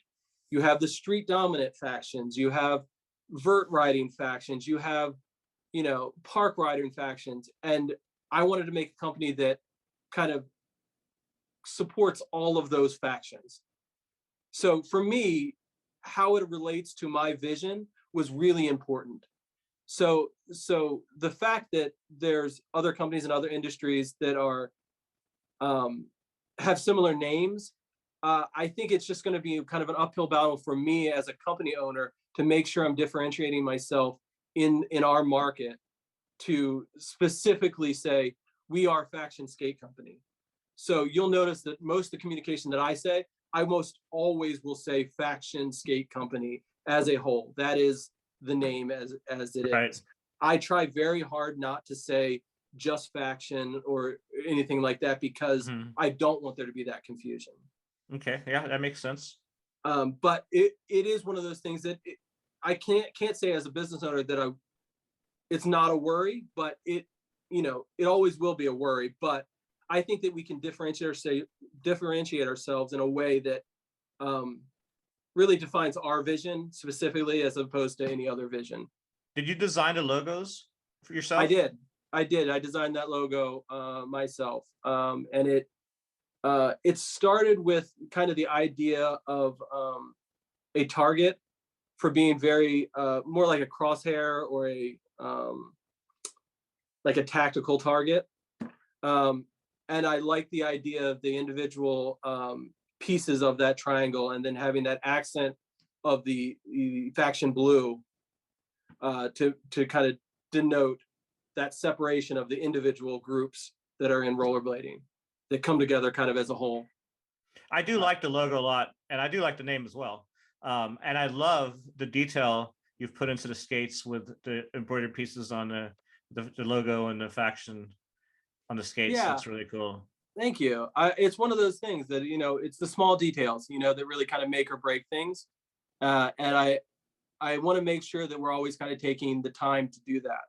As a designer, I appreciate those things. And that's one of the reasons that I brought Mike Rios in, just to kind of have that designer's eye, specifically for like shoe development and some of those things that could work well and bring those pops of color in without being overly kind of going overboard with like just wildness, like I wanted to build a skate that was subtle and, had key accents to kind of keep people interested. What's Mike's background with shoe design? He's worked with a bunch of companies as a creative director previously, doing a lot of those kind of design colorways for companies. So it really worked well for us with his background, specifically with like soft good layups and being able to pattern out some things for us. And all the work that he did with Denial. So he has that history in the industry as well, which is always good to have, so you can relate to the product itself. Working with Justin Thursday, what was the design process like? Like he would come up with an idea, he would work on it, send you a sample. Like how did that work? How long did it take to finalize the designs of the Soulplate in different parts of the skate? So I think when you start out with this, usually it starts out with a sketch, just kind of a back of the napkin kind of sketch about what I wanted from a Soulplate. Some of the key features that I wanted was the heel, that heel like thin squared off approach, and having those conversations to kind of talk through what we like or what I liked about a skate and what I wanted to be in this Soulplate.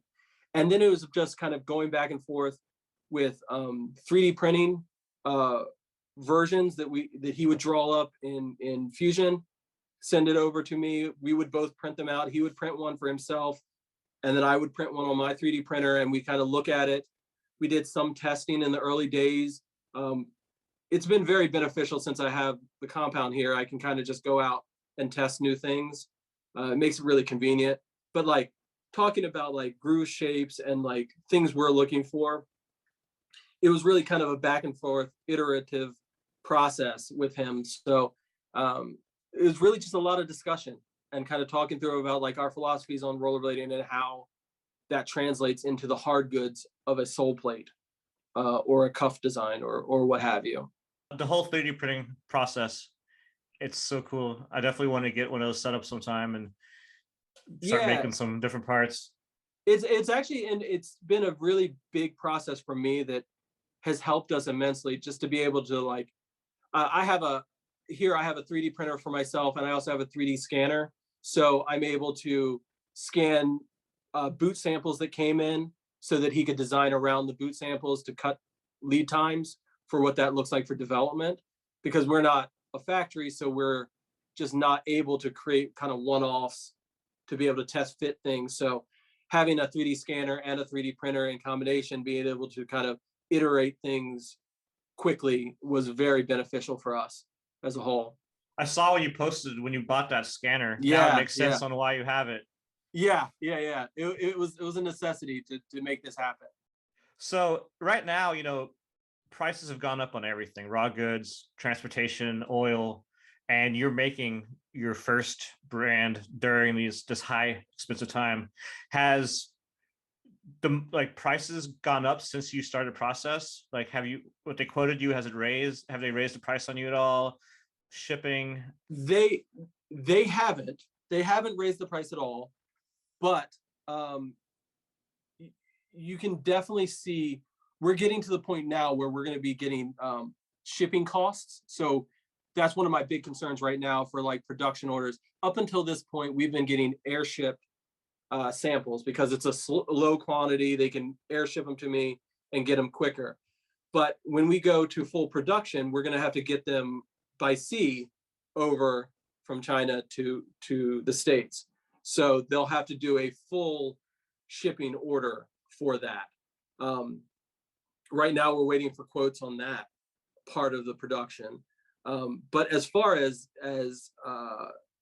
individual prices for skates, they pretty much committed to a certain price in the beginning when they signed contracts for this production run, and they've been honoring those. Now, once we get through the first production run, I'm sure they'll want to have conversations with me about that next run and how much that's going to be. But that's kind of part of the process, negotiating the prices. I mean, hopefully the prices will go back down again too with raw materials. I hope so. That one of the things that they had to do as a factory, and I'm sure you ran into this a little bit. They want to buy the materials in bulk, and even if we don't have an approved sample, they're like pushing to like, hey, let's order enough to do a larger quantity of skates. Let's push to move forward. And it's then me going back and saying, no, we really need this single sample. Let us have that. And really working with the factory to kind of balance that relationship is really important. We had issues with that with like packaging and like the backpacks. Like when we had the custom zippers made, we would have to order like 10,000 zippers. Yep. And so they're sitting there. And with logistics, I handled all the logistics with the Rat Tail and NIM, because we brought a lot of containers over. Yep. And we did our wheels at that point in Italy. So we get wheels from Italy and then wheels from Thailand and then skates from China. And basically what I learned is every single time you're going to place an order, you have to call 6 different logistics companies and they'll give you varying prices by the thousands. One place is $2,000 cheaper than another one. And the one you went to last time, when you used last year, is $2,000 more than somebody else. And so every single time, you can't ever go with the same person. You have to call all of them every time, get the quotes. Yep. And there's always going to be one that's significantly cheaper, but it's never going to be the same one. Always. And that's the funny part that, coming from a rollerblader standpoint, there's a transition that happens when you go from being a rollerblader to being a business owner in rollerblading. That there's a learning curve in that process that you're just not aware of a lot of these things. I've been lucky enough that I've worked for private companies before where we did product development for things and worked with China to create these products. So I had a little bit of insight into that. But when you're doing it for your own brand, it's a whole nother can of worms of just having to know everything and know where you can save money and where you can go to do these things. And a lot of it's just figuring it out. It's getting in the mix, getting in the trenches and just figuring out, okay, what's the next step to make this happen? For selling outside of the US, have you been in contact with, or has anyone contacted you about distribution in different regions? I've been in contact with a bunch of shops, kind of all over the world. I think for our initial kind of launch, because of the limited amount of skates, I don't know if we'll be fully in other shops internationally, just because we're going to have 170 skates for this first run that are going to retail. Most likely there won't be enough to go to internationally. But I am in the process of, talking with some of those places, like some in Australia and some in Europe, and some in South America and Central America. They definitely have interest in the product and trying to get the product there. It's all about timing really for us, so that we have the product to supply them and, be able to logistically handle it. Right. I mean, what we found is some of those distributors in South America are really big and they order a Yes. lot of volume. Same in Europe, if you find a distributor. Yep. And we would just send a container to them from China, would go straight to them. Yep. I think that's one of the things that we're going to have to do when we decide to expand into international sales as a whole, is that we're going to have to develop specific distributors in all those key markets to then redistribute our skates to the masses down there. But again, on the first launch, this launch is really a proof of concept kind of launch, just to make sure that the market is there, that people are interested in the product, that we can then grow it on each future skate order. And the sizing of the skate, first on the width, would you consider it like a narrow, medium, or wide fitting skate? So I would say on whole, Lee, one of my close inner circle people, he describes it as, imagine if you're getting a running shoe. On a running shoe, when you're getting a shoe for a race, you want to get like a half size down, just to have it be a little tighter, a little more form fitting. Because with my skate, you will be able to heat mold it to really customize it to your foot.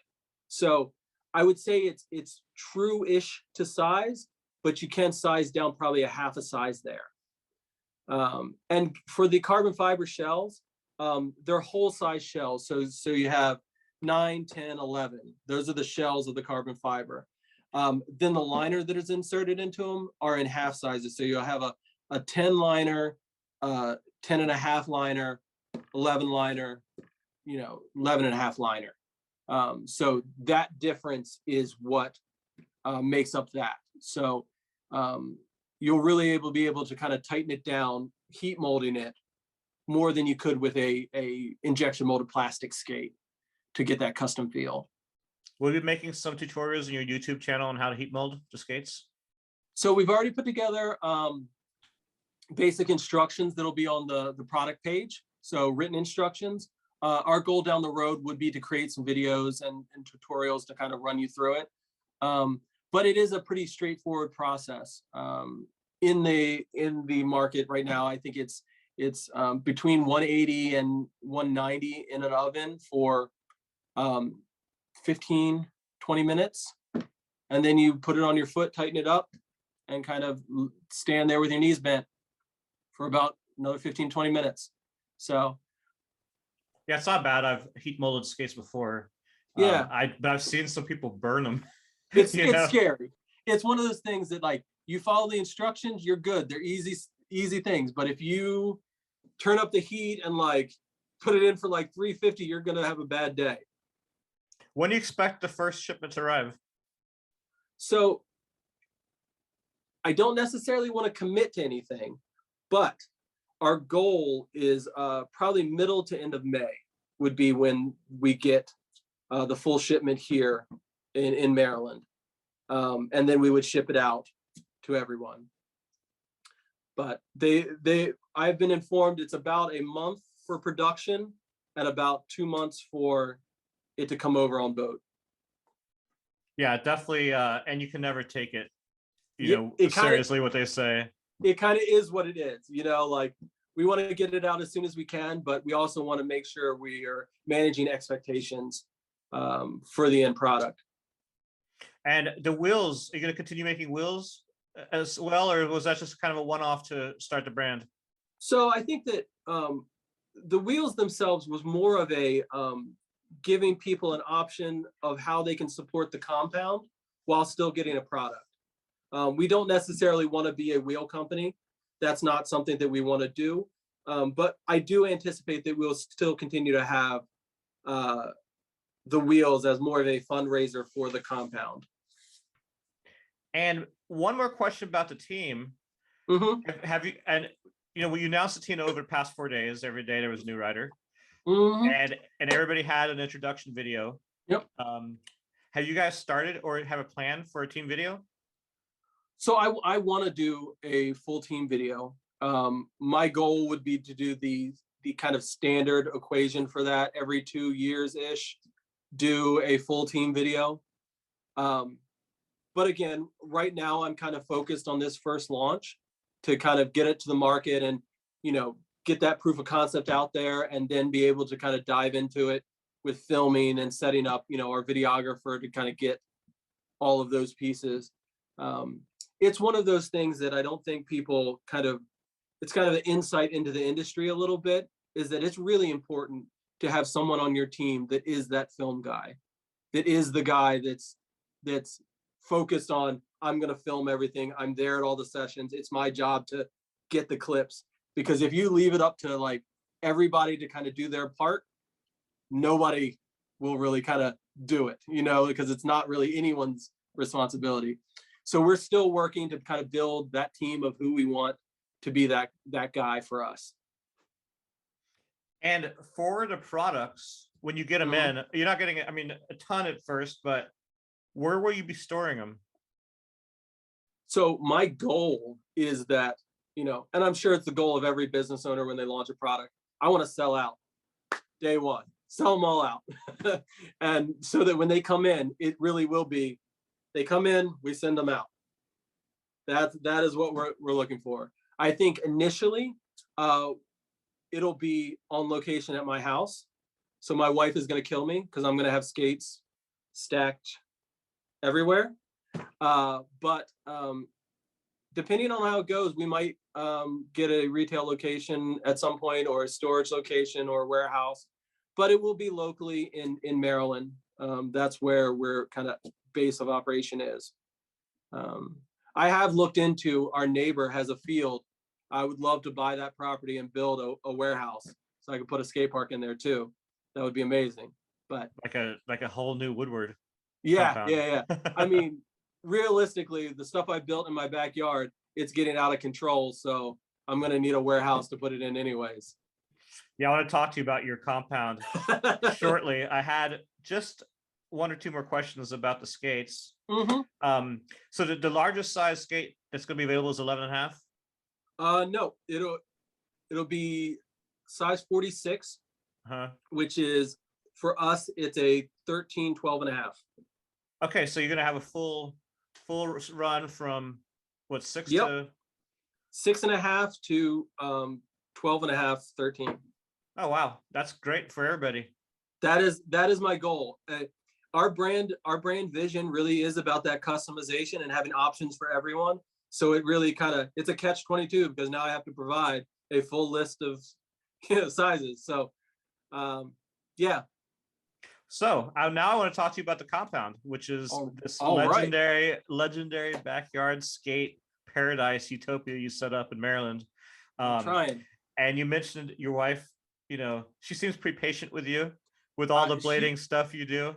She's the real rock star of this situation. Without her, none of this would exist. So onto the ramp, onto the compound.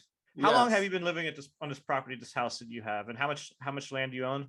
So it's I've been here 6 years. Yeah, 6 years. Might actually be going on 7. We're surprisingly, we're only on a little bit over 2 acres. But the way that it's situated works out really nicely, because I have about an acre in the front of my house and then about an acre in the back. But on the left side of me, it's all woods. It's like 5 to 10 acres of like wooded area that won't be built on ever. So it feels a lot bigger than it actually is. That's nice. Yeah. So when did you decide to build a compound? Like, what made you want to have a ramp, or a big ramp, or did you just want to have a little ramp to begin with? How did you start it, and what was your original goal? So throughout my career, I've been spoiled with the opportunity to be able to skate a lot of really good ramps, whether that be the ramp that was at Spicy that I grew up on, or living at Woodward, having Cloud9 or Morton Mini, being able to skate all of these really good ramps, I got spoiled to like, I want to be able to ride a good ramp all the time. And realistically, in Maryland, there's some parks, but they're not really that good of a ramp. The construction of a ramp is usually for a skateboarder. It's much smaller. It's just not what I'm looking for. So the really only option was to start building a ramp for myself. That being said, when I built it, I envisioned everything that I have now, but I started with just a 24-foot wide mini ramp, 5 foot high, 24 foot wide, 7.5 foot transition. Which is the perfect ramp. Yeah, like it's the ideal minimum. My thought process was that what's the minimum ramp I could build that would be fun for me to skate at the level that I skate? You know, because like if you make it too thin, you can't really carve to it. You can't do tricks legitimately. So that size of 24 foot wide was like ideal to start to build that part and kind of take it from there. It really has been a labor of love, just you know, $250 a weekend with wood every weekend, just building a new section, keep going, adding pieces. It's really been an adventure of me enjoying building and taking on the task of building certain things, you know, that I like to skate. Is it an addiction? Probably, yeah. I don't think I'll ever be finished. I don't think. I think when you start to build a ramp, you, especially with my perspective, you never stop. You're always going to be building boxes and little rails and variety of things. So, how many people help you build this ramp? Is it just mainly you, or do you have a crew, like a normal crew? It's mainly me, and my wife has helped me a bunch begrudgingly. It's funny. I have pictures of when we cleared the. One of the first steps is you have to clear out all the grass that was there. So we got a sod cutting machine, and she was out there rolling up sod for me and helping me build. And I've called her out, like she'll be cooking dinner or something, and I'll be like, "Hon, I need help," and she'll come out and hold up a deck while I screw it in. You know, so it's mainly been myself, and you know, every once in a while my wife helping, and sometimes friends come by to help, but nobody regularly. It's mainly just me. It's a good quiet time thing for me to help me clear my head. I go out there and just keep building. Well, I saw you posting a few weeks ago that you had all that masonite you were trying to move, and there was no one to help you. Oh, that was Skatelite. That was not masonite. I wish it was masonite, because that would only be $10 a sheet instead of the $130 for a Skatelite. But that ramp has, like, I mean, that's a huge ramp. Probably cost a fortune. How are you funding this project? Honestly, it's very incremental. You know, I spend maybe $250 sometimes a weekend and buy it piece by piece over 6 years. So yes, big picture, it costs a lot of money, but incrementally, you know, most of that time I was working a corporate agency job. So I had my paychecks, and, you know, I'm, you know, working my way through it. It's a hobby of, you know, love. So did the wheels help at all? They did. And I've had people too. For a while there in the beginning, we had a GoFundMe, so people would help out from a financial standpoint, just because I do have a bunch of people come through. I've been pretty open to people coming and visiting, come skating, and people always seem like they want to help. So I do not say no if they want to offer, here's some money to go help do this. I willingly take it and I go build something.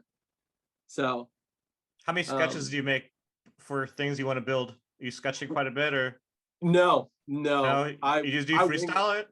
I wing it a lot of the times, because a lot of the stuff that I'm building is pretty standard building pieces. Like it's all components.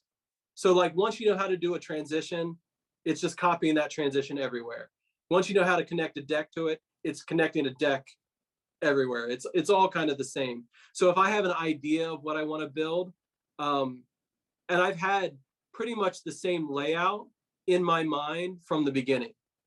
So I did for a little bit. I got tired of people asking me, so I drew it on one of the railings out there. So I have on the railing out on the ramp, it says build plan, and it's just like a hand sketch of what it's supposed to be. It's really bad sketch, but when anyone asks me when they're here, I'm like, go see the build plan. It's over there. But yeah. I mean, honestly, the compound is really about the community that comes through and skates it. It's all about the people and giving them a place, a hub to kind of exist and have fun. Because we are all getting older. We probably sit there and talk more than we skate nowadays, but it's fun to give each other a hard time and kind of talk trash to each other while we skate. So, do you guys film when people come over? Or we ever see a best of the compound video? I don't necessarily film. I get distracted, and I want to skate with people. But there are people that come through that film clips, and we have some that we post on our Facebook page and on our Instagram. But honestly, it's really about the people and just kind of hanging out and chilling. You know how a lot of different people have different perspectives on rollerblading, and some of them are like, we're going to film everything and we're going to make it happen. Not everybody's like that. So of all the people, I think eventually. Oh, go ahead. I think eventually with the team and with faction growing, you'll see more and more clips of the compound just out of necessity. But I don't have anything specific from the compound from a video standpoint. Who has shredded the compound the hardest and done the craziest tricks? Ooh, I don't know if there's a top, man. What about top five? Okay, so we built this wall recently. I built a wall ride. It's like a 7-foot wall ride. Over the summer, Eric Michael was here and he stalled it. No one else has stalled it. Everyone has gotten close. I think there's clips on it on Instagram, but it's like ridiculous height. We also built, so that would be one. Him stalling that is one. Jimmy Sizz was here killing it. Basically all year, I've had the team coming back and forth, us skating and doing the things. We built this wall, the wall ride with a rail on it. So it's like mounted to the face of the wall. So there's only like 2 inches behind it. As soon as we screwed it up there, he did an alley macchio on it to drop to coping alley topsoul, 360 to shuffle in, like second try. It was amazing. So that's 2. We have some locals that came here. They were skating the big rail section. So we have a smaller street section, and then we have a larger section. Literally, they were just skating it like it was a street section, like skating fast at it, doing like true souls, true top souls, like everything you could think of on the rail. And literally, I think they're the only ones that have really kind of sessioned that rail. His name is Liddell and his brother, Liddell and Lowell Lockett. They're from Florida, and yeah, they're living in. I know Liddell. Yeah, and they just like destroying it, you know, and like you just sit and watch because they're gonna go take care of business. And then probably the last one would be when Joe Atkinson came through. Joe Atkinson and maybe Wake Shepman when he was here. Both of them kind of just destroying it with very little effort. Joe was doing like head high flat spins, just chilling, and Wake was just effortlessly. Wake was the first one to do the gap from the mini ramp to disaster on the ledge, on the big ledge. He did that like almost 2 years, I think, before anyone else. So, and he did it in a full line in the mini. Did like 3 tricks before and then mute to soul on the big disaster box. So those are probably the top ones. That's gotta be pretty fun to just hang out and watch some of the skating that's happening on your ramp. Absolutely.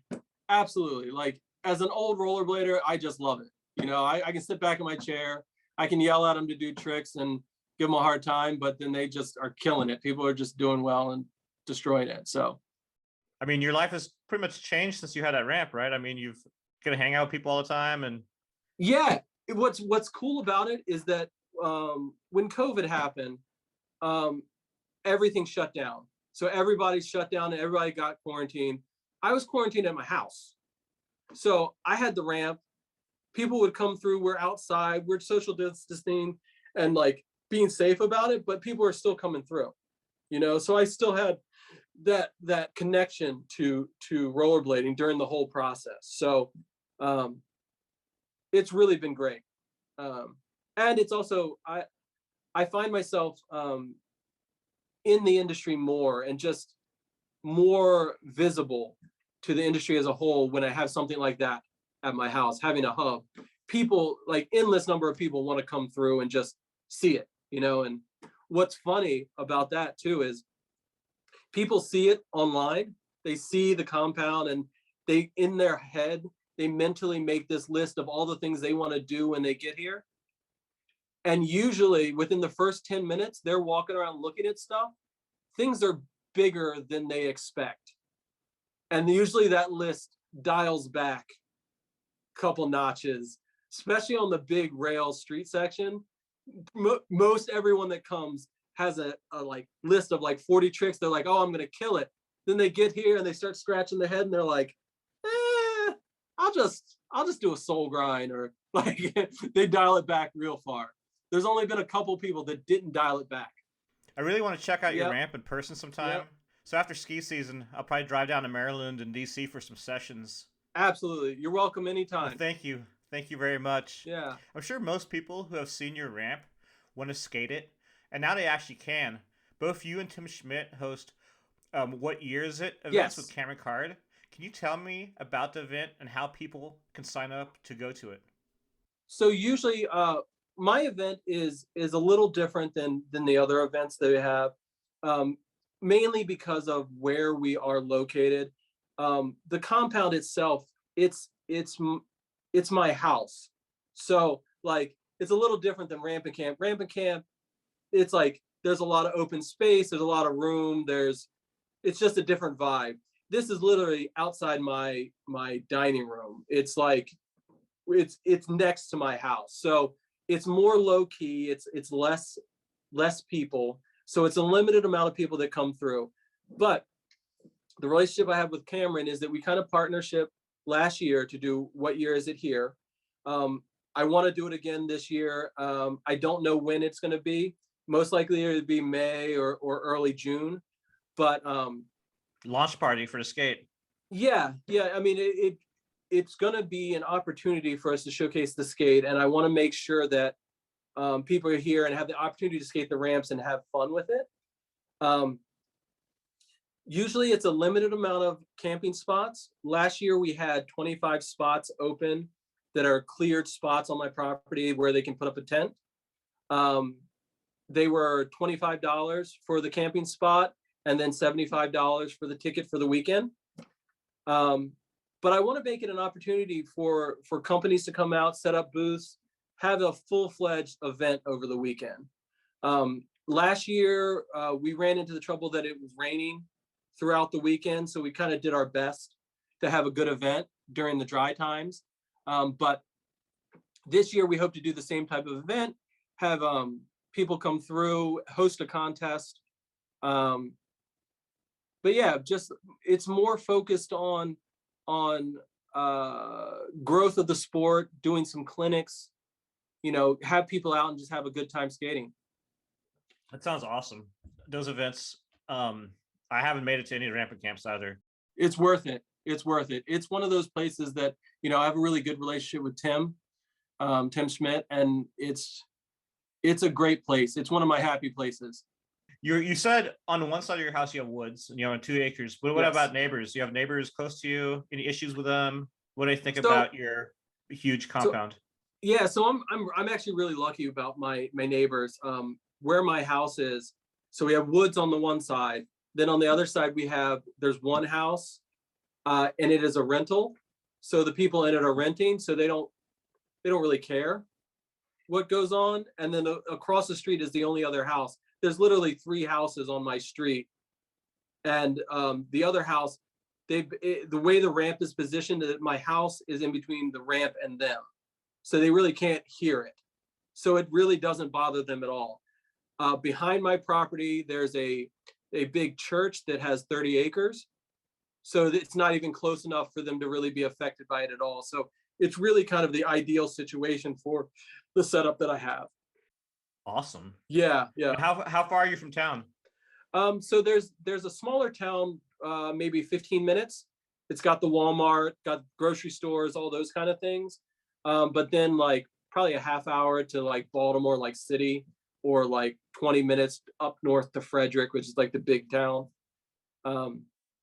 So it's like remote enough to like for me to be able to build it, but not remote enough to be inconvenient. There's towns close enough with Westminster and McDonald's and all that kind of stuff. I remember looking at the map for your layout you had for camping last year. You have like a little pump track in the woods or something? Yes. So I built a pump track because I had to dig out a bowl corner and I needed the dirt to go somewhere. So literally me and my kids dug out the bowl corner and moved all that dirt to the bottom of the hill in the woods, and we have a small little pump track. I actually need to go maintain it a little bit right now because it's looking a little wild. But yeah, I have some mountain bike courses. So basically the edge of my yard is all woods. So I have some bridges. I have a teeter-totter that's broken right now, but I need to fix it. And then there's just trails kind of going all through it for mountain biking. And it's what on my property, that's where all the campsites are. So they're off the trail. So like you'll be walking out and I had numbers up on like trees of like, oh, this is spot 1. So you could like go around, but it's really nice. I love it. That's rad. I cleared out kids, tons of campsites on our property this past summer. I need to make some little signs for them now. Yeah, it's great. Like it's one of those things that like you do with if you have a lot of property. But I did it on my little property for the event, and I just love having that as an option. Do any of your kids skate? So they all skate, but they haven't gotten the bug to like skate. You know what I mean? Like they're like they want to rink skate a lot, and they'll skate around on the small street course. My oldest is 10. So she's just learning how to like drop in and ride on the transition landing of the launch box that I have. So on the small street section. So they're starting to pick it up. They don't like to fall. So would you consider building a little like a smaller mini ramp for them to practice on? You know what? If they're gonna be my kids, they gotta go skate the big one. But they don't like to fall. Yeah, they don't. But they're figuring it out. So my oldest is getting used to the idea of falling, and like to be realistic, the ramps that I have, they're covered in skate light now, so it's not a bad fall. You know, it's pretty easy. And on the street section, I have the mini street section, I have a 4-foot quarter pipe that goes to a little bank and then a transition landing. So they're all like tiny things that they can kind of go around in circles on. So they're learning how to do that. They definitely scooter on the ramp all the time. Do you have any plans for more stuff you're working on right now? What's next at the compound? So right now I'm actually in the process. So I finished up. Last year was a big year for us from a standpoint of building. At the beginning of last year, we built all of the mini street section. So like the down boxes, the little down boxes and the handrail, and we bowled the whole bowl in. So I built all of that last year. It was kind of a COVID project. I was building bowl corners and what have you. But now on the larger street section, it had always been the rail and the right box I built.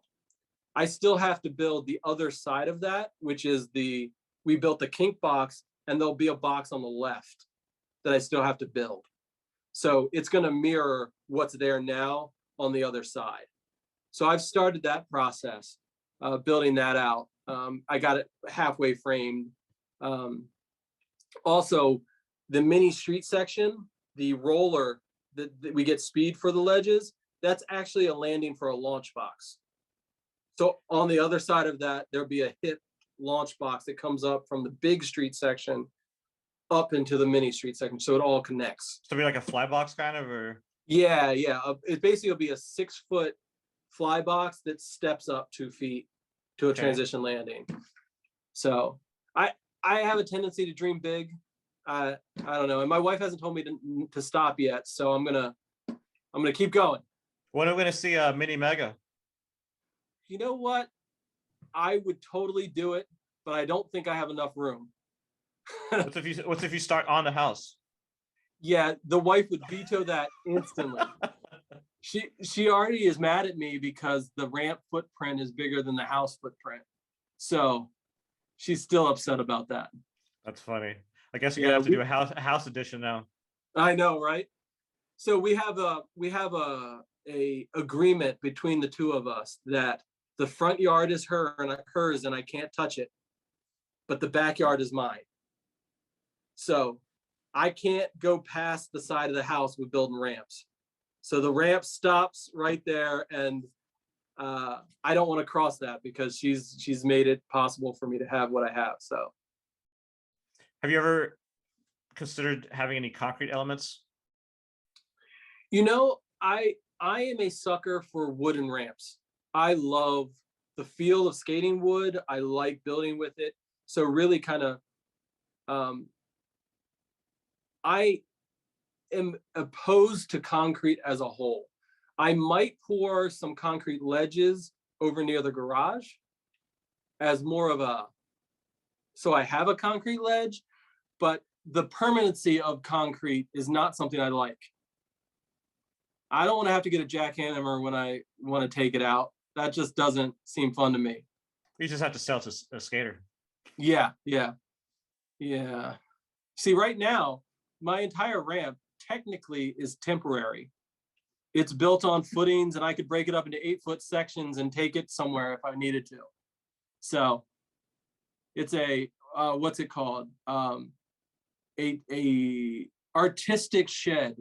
That's what I call it, so that I don't have to worry about code. Right. I mean, that's has anyone come out for code compliance? No, surprisingly, no. But every time, like, we're remodeling our basement at the moment, so every time they come out to do inspections for that, I'm like crossing my fingers, like they won't say anything, and none of them has said anything. So Yeah, I saw you did a lot of work on the basement. It's been a long process. What are you doing to the basement exactly?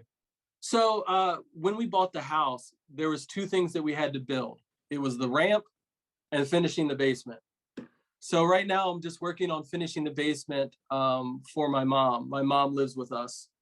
So she's going to be down there living and trying to make her a little in-law suite.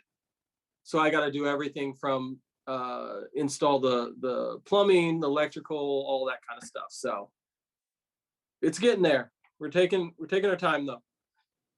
What does your mom think about your skating still in your 40s and having a big ramp at your house?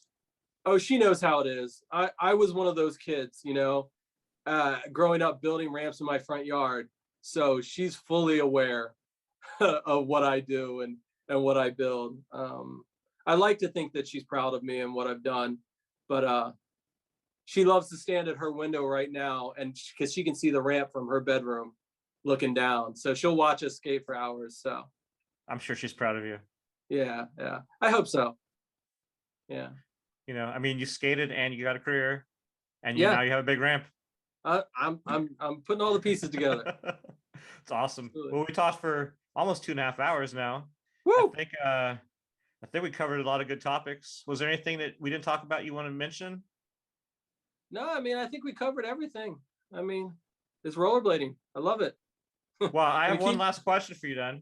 All right. What is it you love about rollerblading so much that's kept you in it for most of your life now? I think for me, my love for rollerblading really comes from the technical kind of accomplishment, the technical accomplishment of being able to do these things, to be able to skate and express yourself in their trick selection and what you do. I just love the technical expression of the sport. I don't think there's another sport that kind of hits all the buttons that you want, from it being, risking but also practicing and really working towards goals of completing things. I also love just cruising around. I love to cruise around and just be on skates. So that's probably it. And actually now too, one of the things that keeps me in it are the people. The people that I meet, the relationships that I build with people all over the world. I mean, most of the people in my life I know from rollerblading, and I wouldn't trade that for anything in the world. It's been a great experience, and I want to continue it as long as I can.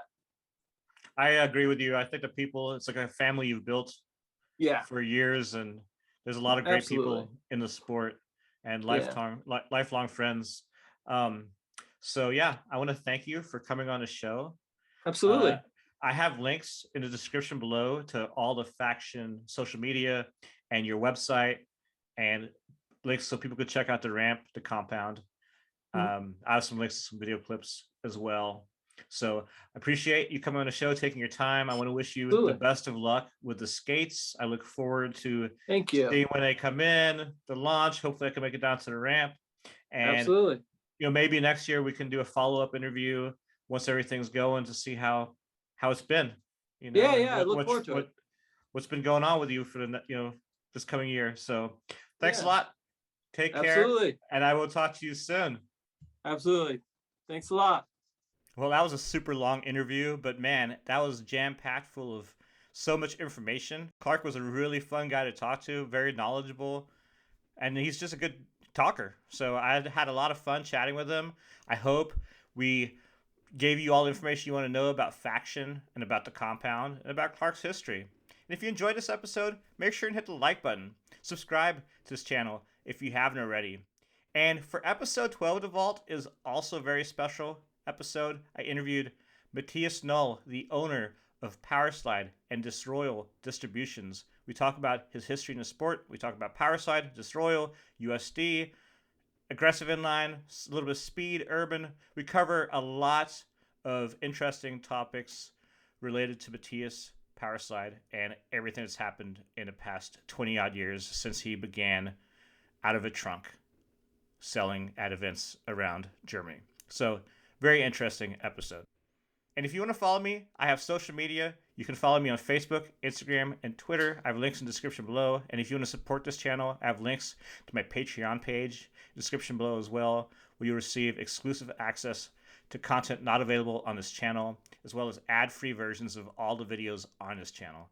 Thank you so much for watching. I look forward to seeing you all again for episode 12 of the Then and Now Blading podcast with Matthias Knoll.